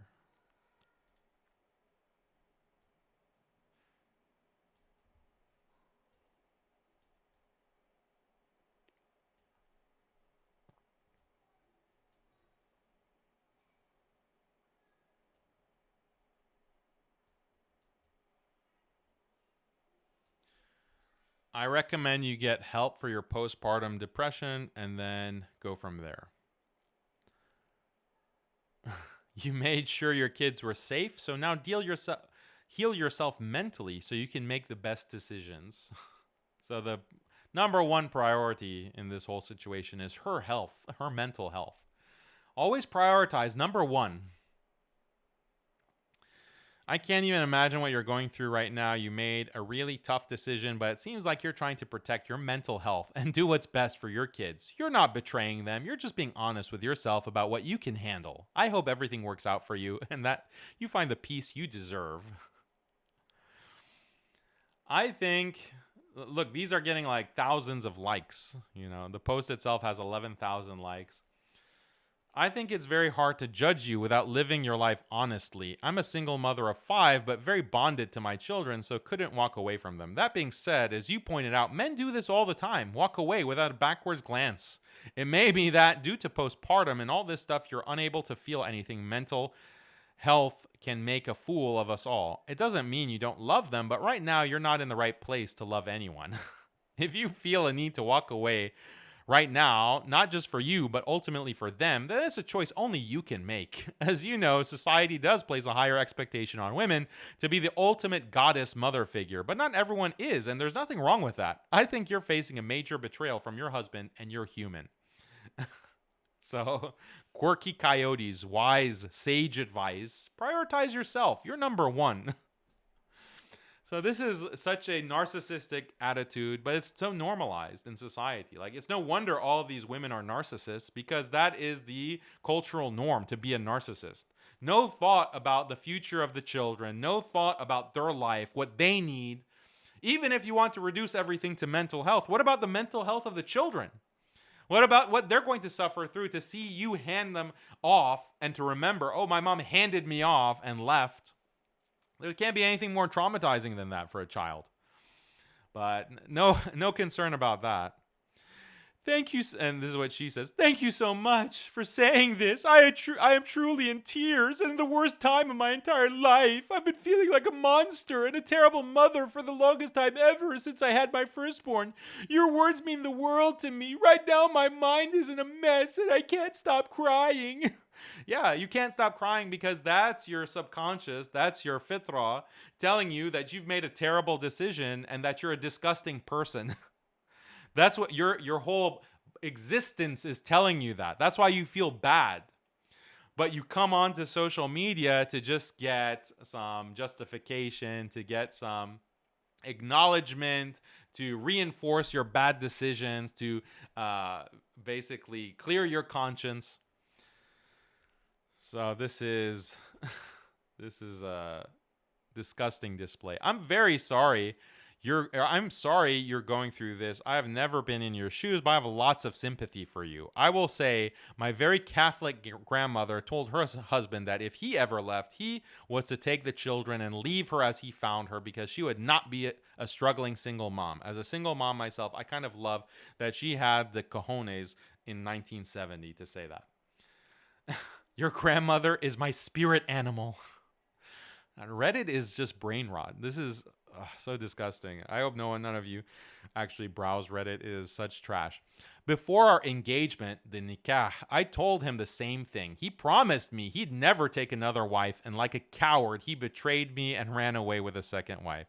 He thinks he'll get away scotch-free. I'll ruin his effing life once I get my mental health in check. So yeah, sorry. This is going to be a nightmare. Trust me, because even what's going to happen is that even though she is clearly posting, and all this is going to be deleted, by the way, it's because it can be used in court, because inevitably this is going to go to court, and she's going to say, yeah, these are my children, my lovely children. I can't part with them. So you need to pay $4,000 a month in child support for my lovely children that I love so much. And she's going to milk him dry. And she's not even going to let him see his own kids. She's going to milk him dry. And she's going to delete all of this information online where she's revealing the fact that she didn't even want the kids. And even if she left it up, it's not going to matter. You think the court is going to care about that? She's going to get custody. She's going to get custody because he's trying to get a second wife. That's considered illegal in some parts of the United States. And so that's going to be used against him. Even if it's not illegal, it'll still be used against him, because even though there's technically no fault divorce, he's going to be portrayed as this misogynistic Muslim man who hates women. So these feminist courts are going to milk him dry. They're going to absolutely destroy him. He's going to lose everything, basically. He's going to lose the house. He's going to lose his car. Everything is going to go to her, and he's going to have to pay. If he doesn't pay alimony, he's definitely going to have to pay child support. And it's not going to stop until they're 18 years old. And if he doesn't pay, he can be put in prison. He can literally be arrested and put in prison. So that's the future that this guy has to look forward to. But yeah, this is the result of a feminist legal system, man-made legal system.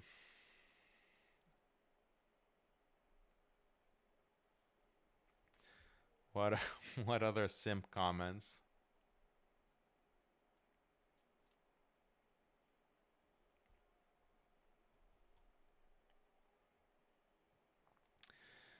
I have seen your pain as a man in a Muslim country.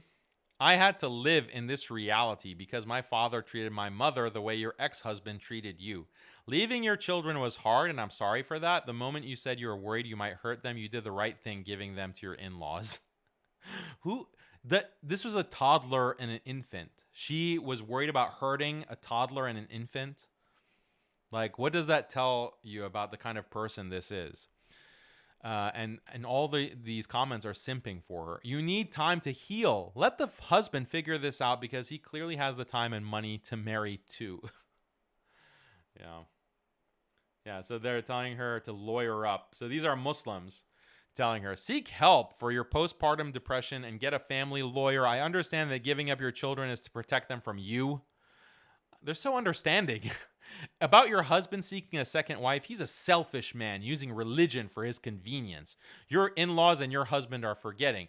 The Prophet ﷺ told his S.I.L., a son-in-law, not to seek a second wife because it'll hurt his daughter's feelings, causing her pain and anguish. So he's talking about Ali radiallahu anhu and Fatima radiallahu anha. The standard line that these feminists always use to distort the Sharia.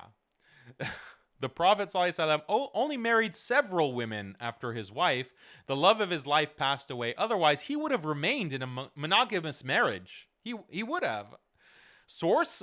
What's your source on that? Any source? Or is this you just making claims about the Prophet ﷺ?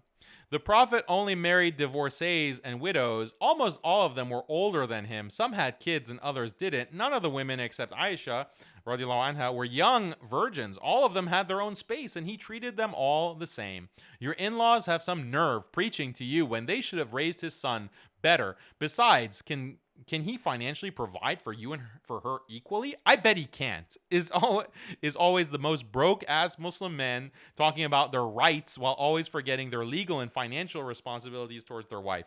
No idea which country you live, but if it's a non-Muslim country, then your husband's second marriage is not legal or valid. Legally, she's just a mistress, so good luck to him bringing her to your current country.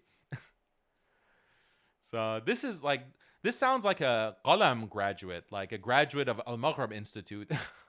This is like a graduate from Al-Maghrib or Yaqeen. Like these are standard lines that they teach in these institutes. Like this is like an insta-fatwa. It's like a Reddit fatwa. In fact, it's even more Islamic than the insta-fatwa we saw earlier because it actually mentions the Prophet sallallahu alaihi wasallam. So this is the sorry state that we're in. Ameen. Ameen. Thank you so much.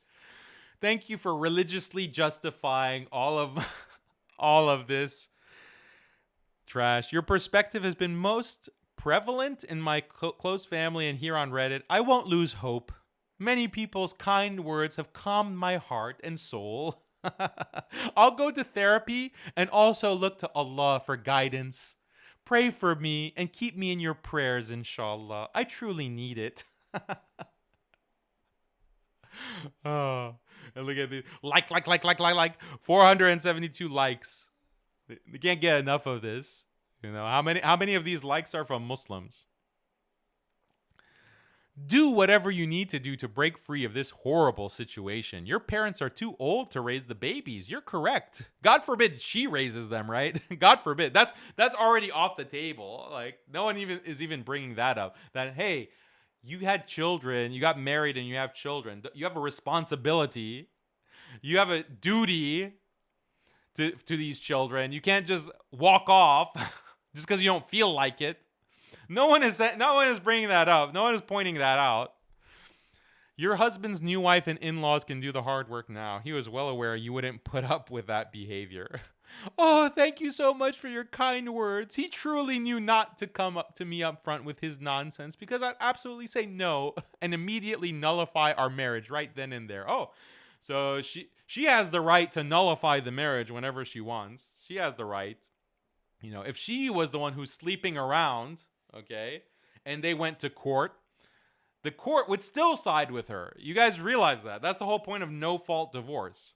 If she was the one who was sleeping around as opposed to him trying to get a second wife, she would still get custody of the children. She would still get child support or alimony. She would still get everything in that case because, oh, it's no-fault divorce. We can't fault her for sleeping around. She has the right. She's a free woman.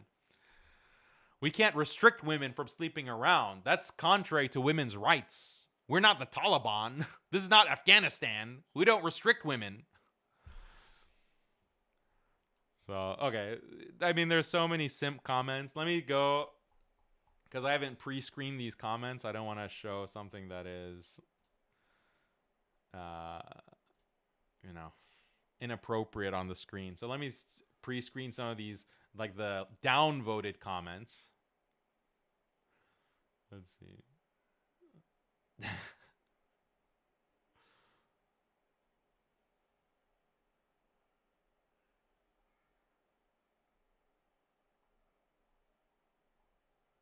Where are the downvotes? I want to see the worst.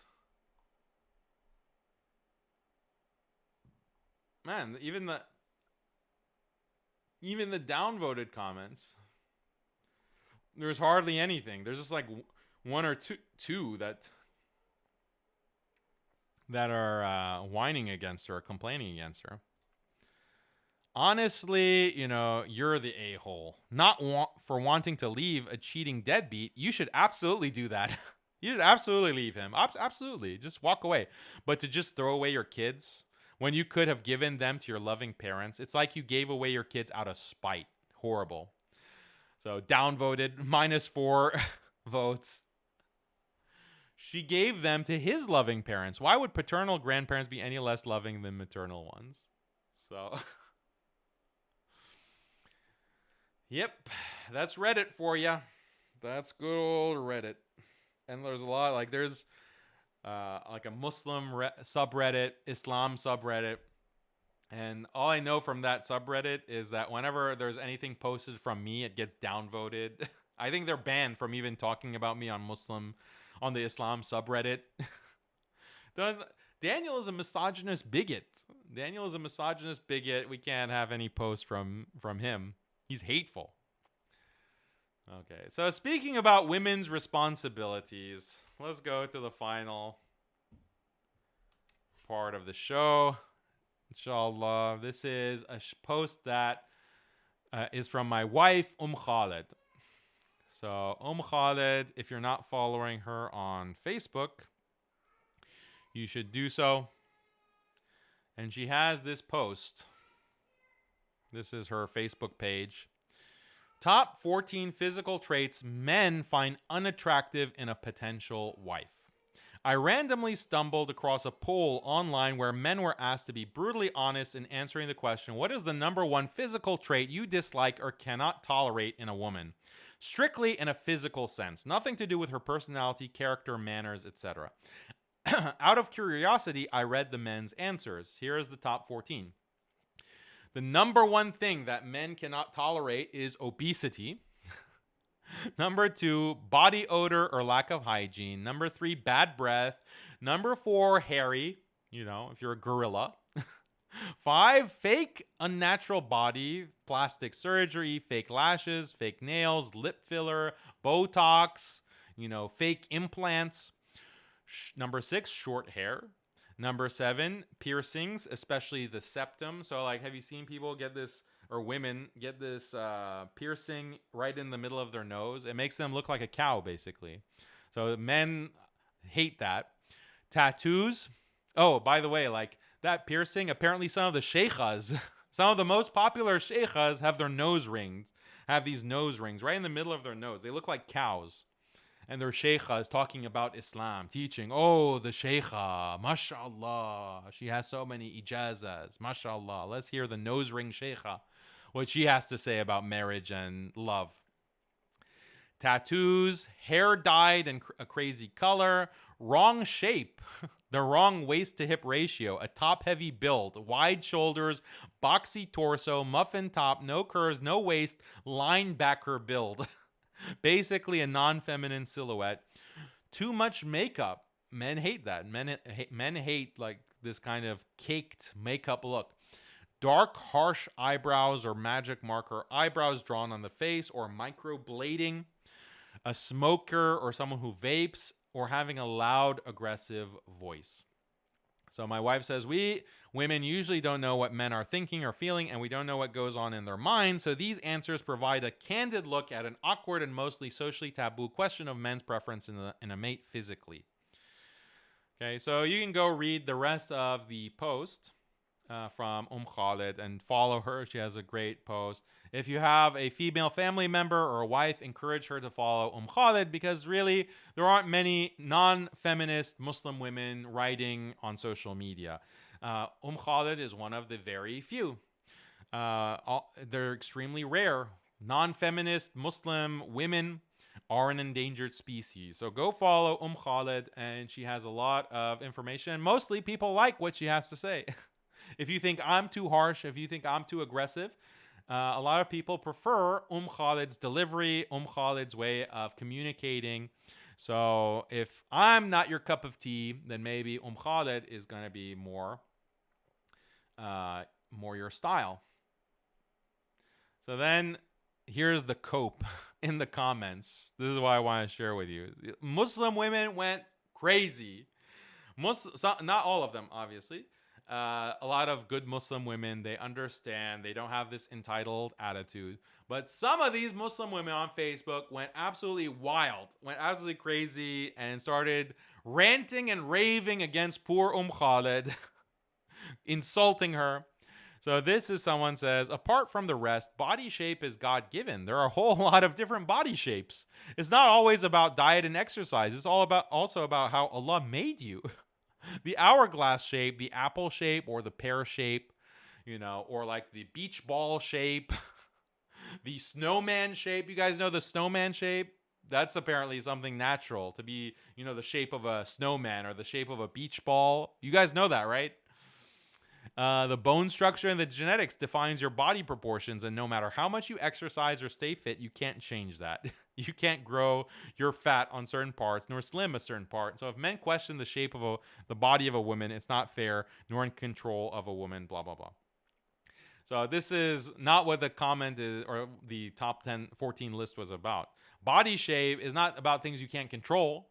It's about things you can control, because if you are obese, then you're going to have an unattractive body shape. You're going to look like a linebacker. That's what the point was. But they're very defensive.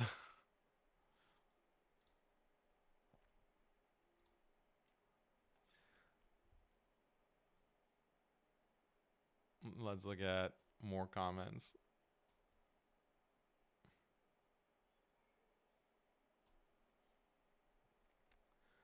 True. Mufti Safwan says true. But everyone, whether male or female, should be careful about his or her fitness. That's true. That's something that, I'm also working on. Arya mentioned that, but it's not only about fitness. Men also need to lower their gaze and guard their modesty so he would find his own halal woman attractive. Scientific researches prove that. So there's just this hesitancy, like, we don't want responsibility. Women, it's just what Allah has given us. Don't tell us to work out. He needs to lower his gaze. It's all about what men have to do. You do realize that the wrong shape that you pointed out under point 10 is given from Allah.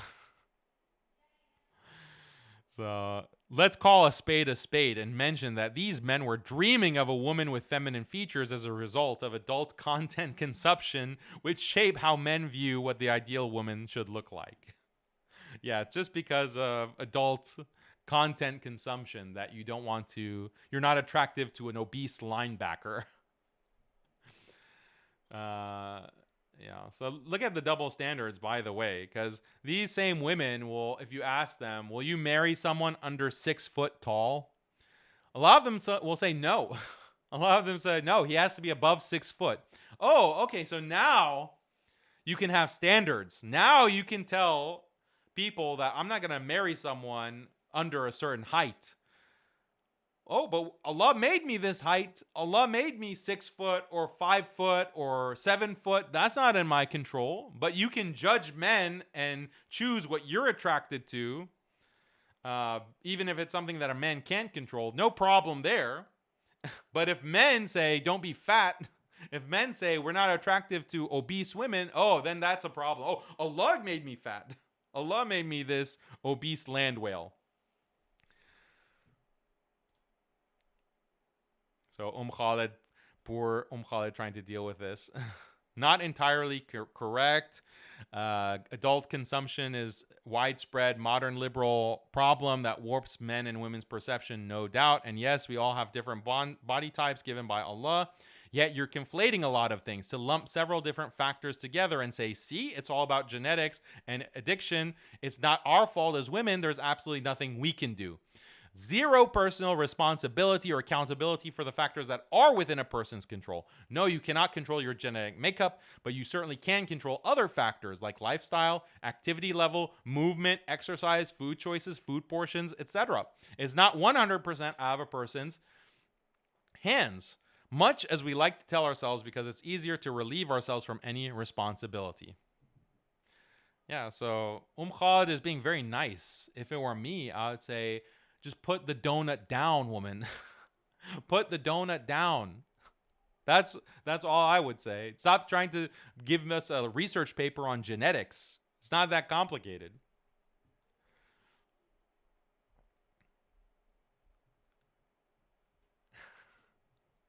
This is Craig says, you women have zero issue making a mile-long list when it comes to your standards for men.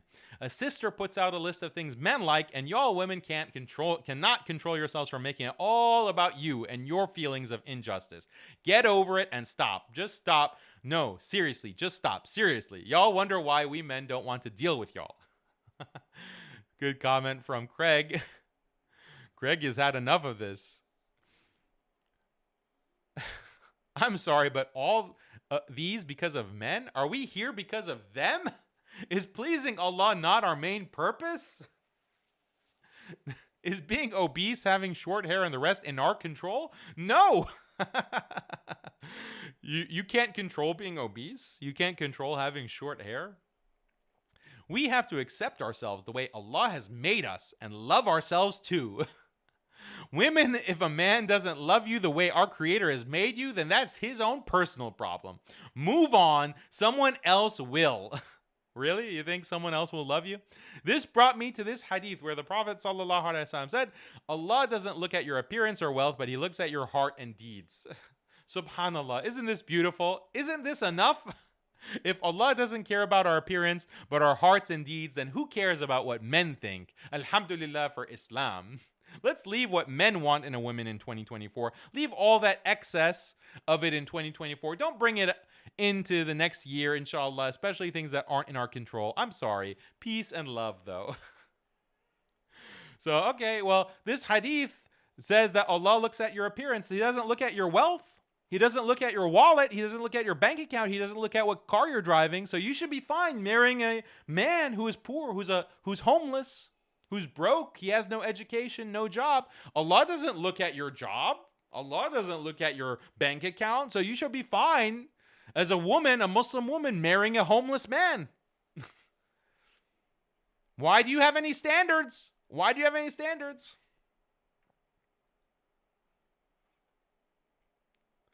The comments are showing part of the problem. It's clearly stated that the question was based on the physical aspect. Yes.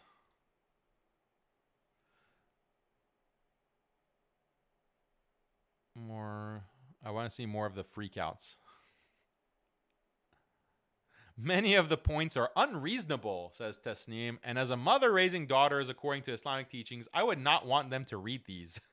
Yeah, don't let your daughters care about what men find attractive. You know, don't educate your daughters on that. You want to make sure your daughters are as unappealing as possible for a potential husband. Only train your daughters in what kind of demands she has to make on her husband so that she can be miserable and end up as a divorcee. Make sure to do that. Don't teach your daughters how to please her husband, even though we know that that's one of the paths to Jannah.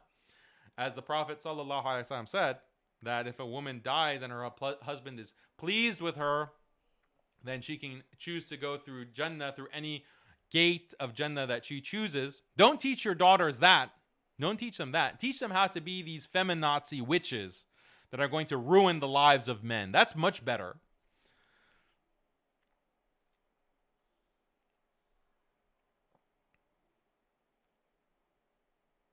Your wording of slim is misleading. There's a vast difference between slim and obesity. Please do not add to the general consensus of media and advertisers that force this notion upon women that they have to be slim to be attractive. Men want healthy, regardless of body size. Okay, yeah, tell us what men want. Men just care about your health. Like, what's your blood pressure, you know? Show me your blood test results. Like, what's your cholesterol and your blood sugar levels? That's what men care about. We don't care about your shape and your size. That has nothing to do with attraction, as long as you're healthy. Anyway, this is a guy. This is a simp. Someone please also make a list of what we women like in a man. Yeah, as if such a list doesn't exist. Like, as if such a list isn't constantly being published and put on social media, put on mainstream media. As if, like, women's preferences are something so hidden. No one's talking about women want. Who will talk about what women prefer? We never hear what women want.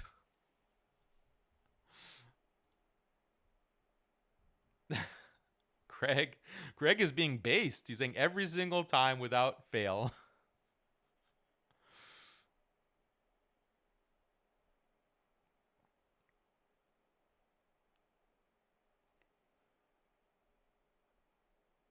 Oh, this is heartwarming. Since before marriage, I've never been a makeup wearer, so my daily appearance is no makeup whatsoever. My soon-to-be husband, RA, said up front that he hates makeup and he doesn't want me wearing makeup. I've maintained this until now with 6 children, though he buys me perfume, which I wear at home. He also still calls me beautiful even after so many years. And he still reminds me from time to time how he hates makeup and doesn't want to see me wear it. He says my natural face is more appealing and he doesn't want to kiss powder.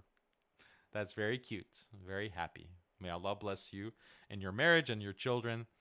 But that's a cute comment.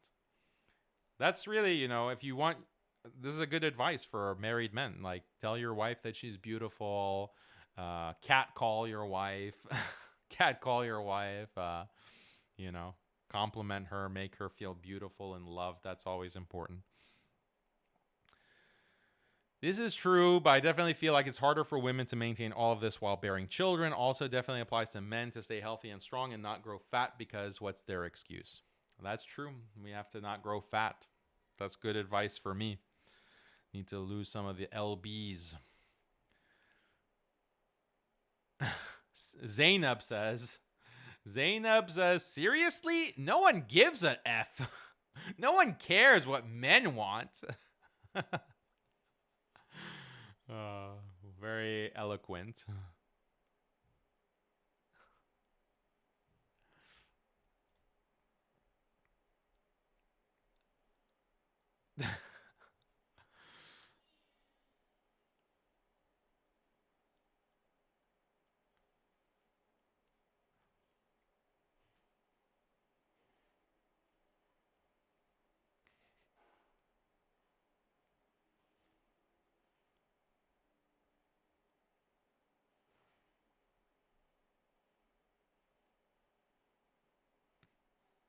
I'm concerned that these were not obvious. Yeah, men aren't like some kind of mystery, like some intractable riddle that women have to solve, that we have to put out lists. Like, it's pretty clear what men like. You would think, you would expect.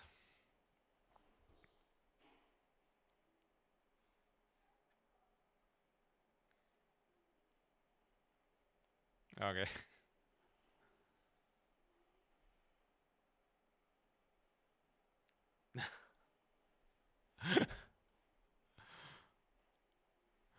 Blah, blah, blah. Okay. Anyway, that is funny. Bunch of comments. Go check out on Facebook Khalid's page. And you can follow her posts. A lot of good information. Let's see.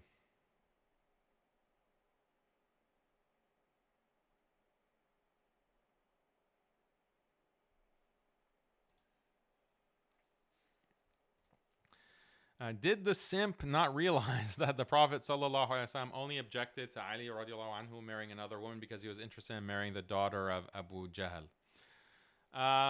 That's a good point. Was that the main reason? Maybe. But the response that people will bring up is that, well, Ali radiallahu anhu didn't marry anyone else either. He didn't marry anyone else while Fatima was alive, radiallahu anha. So they'll use that as evidence. But, I mean, again, it's like distorted. Like the Prophet ﷺ, just because he didn't want that for one daughter, that doesn't mean he was against the concept or he discouraged marrying multiple wives. All of the closest Sahaba to the Prophet ﷺ had multiple wives. So if that's something that he wasn't interested in or he discouraged, why were they all engaged in it? And after Fatima passed away, radiallahu anha, shortly after the Prophet himself, sallallahu alaihi wasallam, passed away, Ali did have multiple wives. He did have multiple wives. So if Ali knew that the Prophet sallallahu alaihi wasallam discouraged having multiple wives, then why did he have multiple wives? So this is not based on any sound understanding of the Sunnah. This is just simp fiqh. Okay, any other related comments before we wrap up for the day?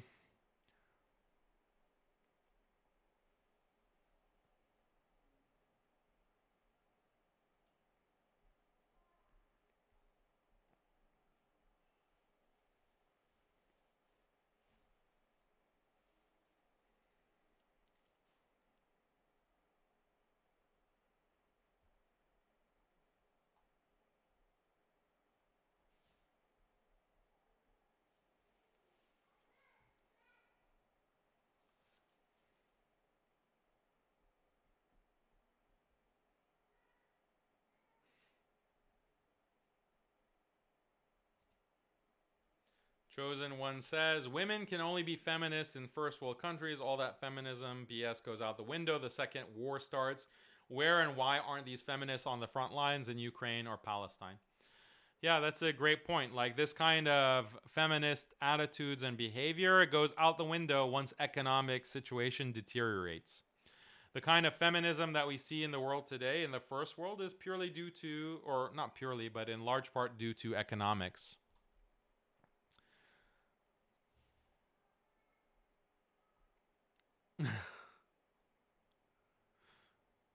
I don't know what this means. I want a healthy Lizzo. So as long as she's healthy, as long as, you know, she has normal cholesterol and she can be the size of a, you know, a massive whale, but as long as she's healthy. usul al-bint bint fiqh.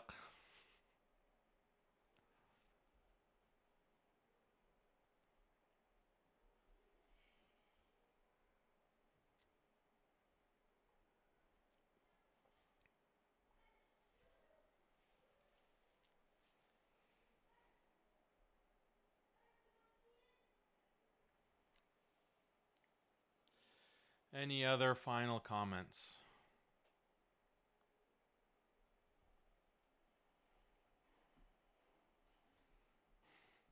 Brother Dan, always correct, mashallah, on our ironically vindicated. Thank you. I mean, if I'm wrong, tell me I'm wrong. I'll be the first to admit if I'm wrong. So guys in the chat, are you not concerned about obesity? Concerned about health? Is that your priority?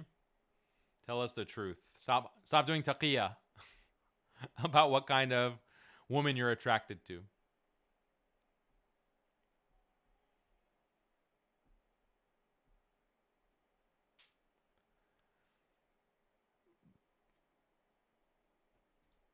Mustafa says, let's all move to Afghanistan. Why not?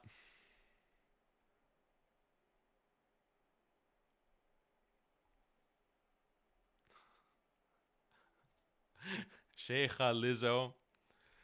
She's the new Sheikha.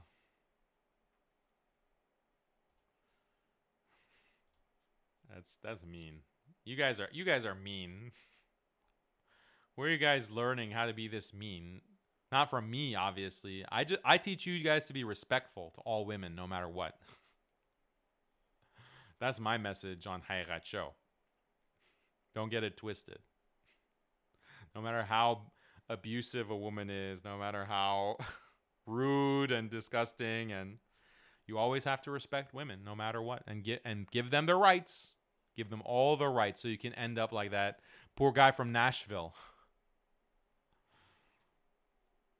Raise someone else's child and pay child support.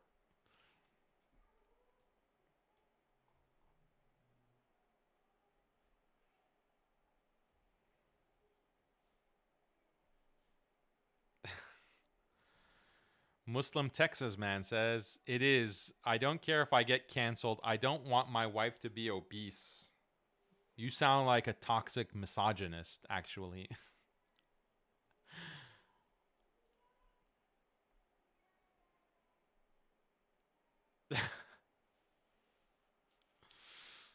I love Jabba the Hutt and beach whales are my number one priority. Mashallah.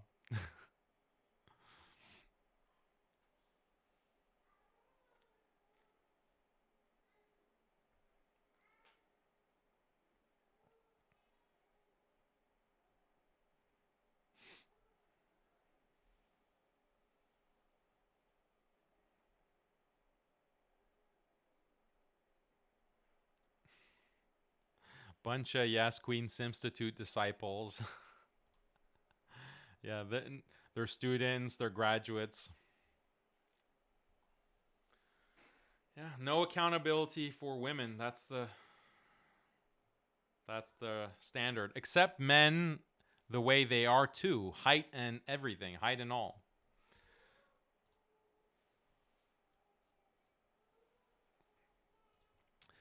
Obesity is completely unhealthy. The symptoms include breathlessness, constant fatigue, and joint pain. Is this something a human being cannot control? Absolutely right. You know, alhamdulillah, I've been able to lose a good amount of weight over the past 2 years. And I'm going to share with you guys exactly what I've done to lose this weight. And hasn't been easy, but it hasn't been that hard either. And it's 100% in your control. The problem, though, is some people don't really know how to do it. Like, for years, I didn't know how to lose weight. And it's deliberately confused in the media. It's deliberately made into this complex thing to make you buy products. But losing weight is not that complicated. It doesn't require you to buy anything expensive. And it's totally within your control. And if you commit to losing weight, you can do so with very simple steps and with not much pain and suffering, and lose a lot of weight in 6 months, in a year and a half, in 2 years. So I want to give a presentation on this and share my experiences and my struggles with weight loss over my entire life. And inshallah, it will be beneficial. But yeah, it's basically calories in and calories out. Like, it's not something complicated, but there are some details that will help you. Because if you just say calories in, calories out, just eat less. Just eat less. That's all you got to do. If you leave it at that, like, everyone knows that. Everyone knows that that's how you lose weight. Just eat less. But there are certain mechanisms in your body and certain things psychologically that when you start eating less, your body compensates for that, for less calories that you're eating. Your body compensates by making you less active. You have lower energy. You aren't moving around as much. And that prevents you from losing weight. So it's a challenge if you don't know the right way to go about it. If you just say, just eat less, eat fewer calories, yeah, everyone knows that theoretically, but how can you actually implement that in your life?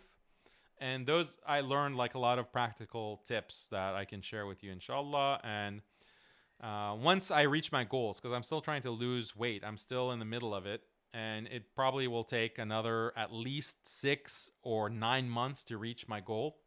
But once I do, inshallah, then I will give a whole presentation. A whole show will be dedicated to this topic, and I'll give you all my experience and my tips that worked for me.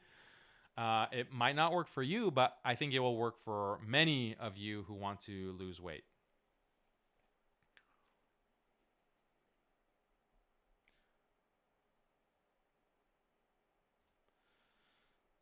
Yeah, see, this is incorrect. Obesity is a lack of exercise and eating lots of junk food. This is like just the common wisdom, but it's actually not correct.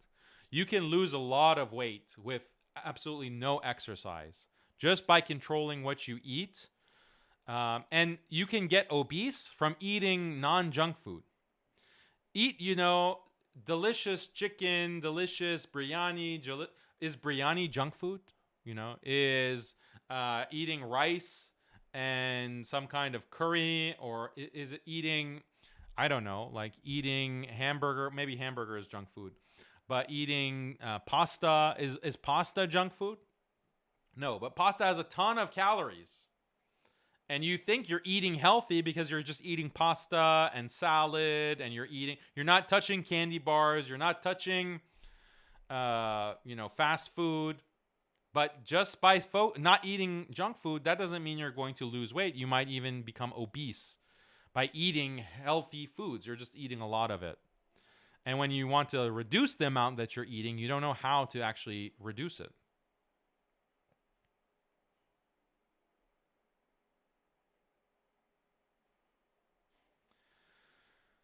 Okay.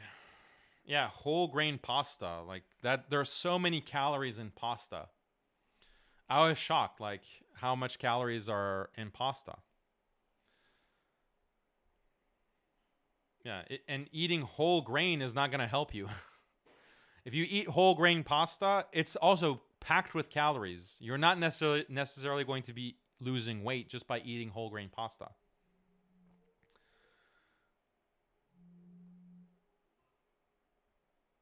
Yeah, this also doesn't work. Just eat meats, veggies, salad, and exercise daily. No. You can follow that and you'll gain a ton of weight. I was following a similar diet like that many years ago. No carb or low carb diet, keto diet. I was following that. I wasn't losing. I lost weight initially and then I gained it back. Because without eating any carbs, no junk food, no sweets. Meat can be very fattening. Meat, chicken, fish, steak, beef, like that can be fattening. So this is the thing. Bad advice. People are not really clear on how to lose weight.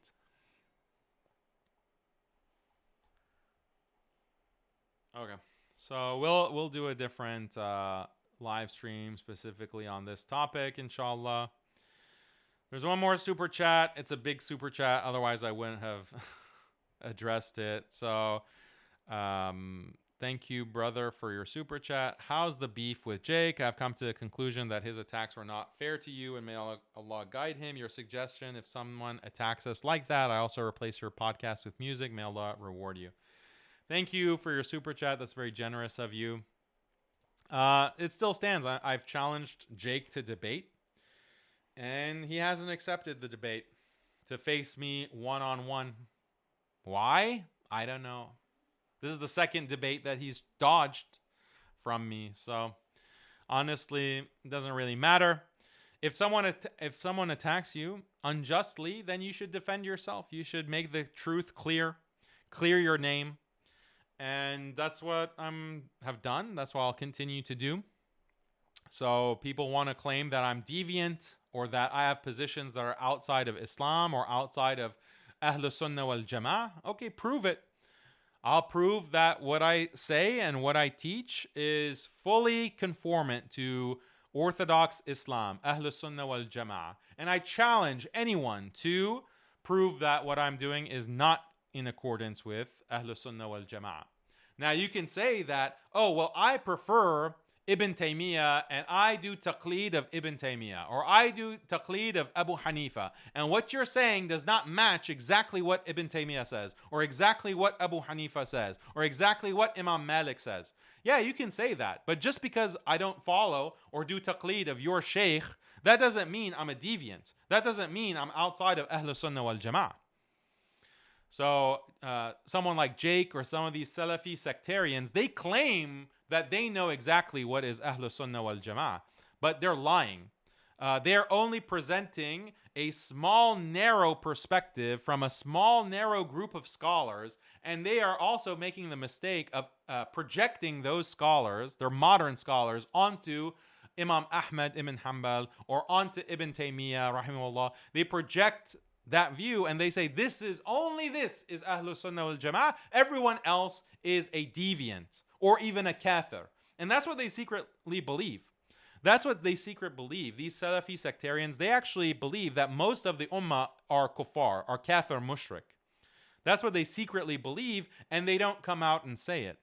And that's why sometimes they slip, and now increasingly we're seeing people come out and make takfir and say Imam al-Ghazali was a kafir. He was a kafir mushrik. Imam Nawawi, kafir mushrik. Imam Razi, kafir mushrik. Abu Hanifa, kafir mushrik. They have all these statements on social media doing takfir, And many of these Salafi sectarians secretly, in the past, they used to be more open about it. They would takfir the majority of the ummah, and they would make statements like, oh, no one has understood La ilaha illallah, no one has understood Tawheed until I've come onto the scene. This is what Muhammad ibn Abdul Wahhab said, shockingly. And now his followers have the same attitude, and they're takfiring, or they're doing tabdi', they're calling people deviant on the basis of their sectarian, deviant, modernist attitude, ideology. So inshallah, we're going to do the work of refuting them, just like we've refuted the Madkhalis. Remember the Madkhalis? That was also a period of confusion. Oh, Daniel, these guys that we respect, these Salafis that we respect, say you are a deviant. Why? Because you publicly criticize the ruler. Remember that nonsense? Remember that nonsense? I said, okay, you think it's deviant? You're confused? Patience. The truth will come out. And then we did that whole presentation, that whole video, Madkhali virus, and we brought the proofs, we brought the evidences, and we shut that nonsense down. Like they had no response. They only could name call. They could only insult and name call. That's all they have. And they pretend like, oh, we're so knowledgeable and scholarly and Daniel is ignorant. Then you bring the evidence, you establish the proof, and they can just name call and they can just cry and whine about it like little babies. So the same thing, inshallah, on these issues when it comes to sectarianism. I've already given you a lot of information, but I'll give you a lot more, inshallah. Obviously, Jake is scared. He dodges the debate. He's not willing to face me man to man and prove that I'm ignorant, prove that I'm deviant. He can't do that. He has to have someone babysit him. So maybe I'll debate 1v2. Maybe I'll do that. But in the meantime, I'm planning to give you guys more information, more content that can help you understand at a deep level what is Ahlus Sunnah wal Jama'ah. Are all Muslims required to delve into these aqidah topics and study them? And if you don't, then that means your iman is defective and you don't truly understand Tawheed. You don't truly understand Tawheed and you're going to fall into shirk. And we have to aqidah check and manhaj check all the Muslims to make sure that they don't have any nullifiers and they haven't fallen into kufr and shirk. This kind of attitude that has come because of Muhammad ibn Abdul Wahhab as a scourge on the ummah, that you are basically doing tabdi' or takfir of the entire ummah, the vast majority of the ummah. This is the kind of nonsense that we have to address, and we will do that very soon, inshallah. Okay, everyone, I appreciate your attention. I hope you enjoyed the episode, and we will be back for another episode very soon. Let me know what you think in the comments. Don't forget to subscribe to our newsletter, and it's important that you put your email there in case we get banned off social media. We want to be able to reach out to you and tell you where our new channel is going to be, our new content location is going to be. And there's always MuslimSkeptic.com that you can go to. All right, guys, may Allah bless you all. Enjoy the rest of your day, the rest of your week, and inshallah we'll see you on the next episode of Haqiqatjou. Assalamu alaikum wa rahmatullahi wa barakatuh.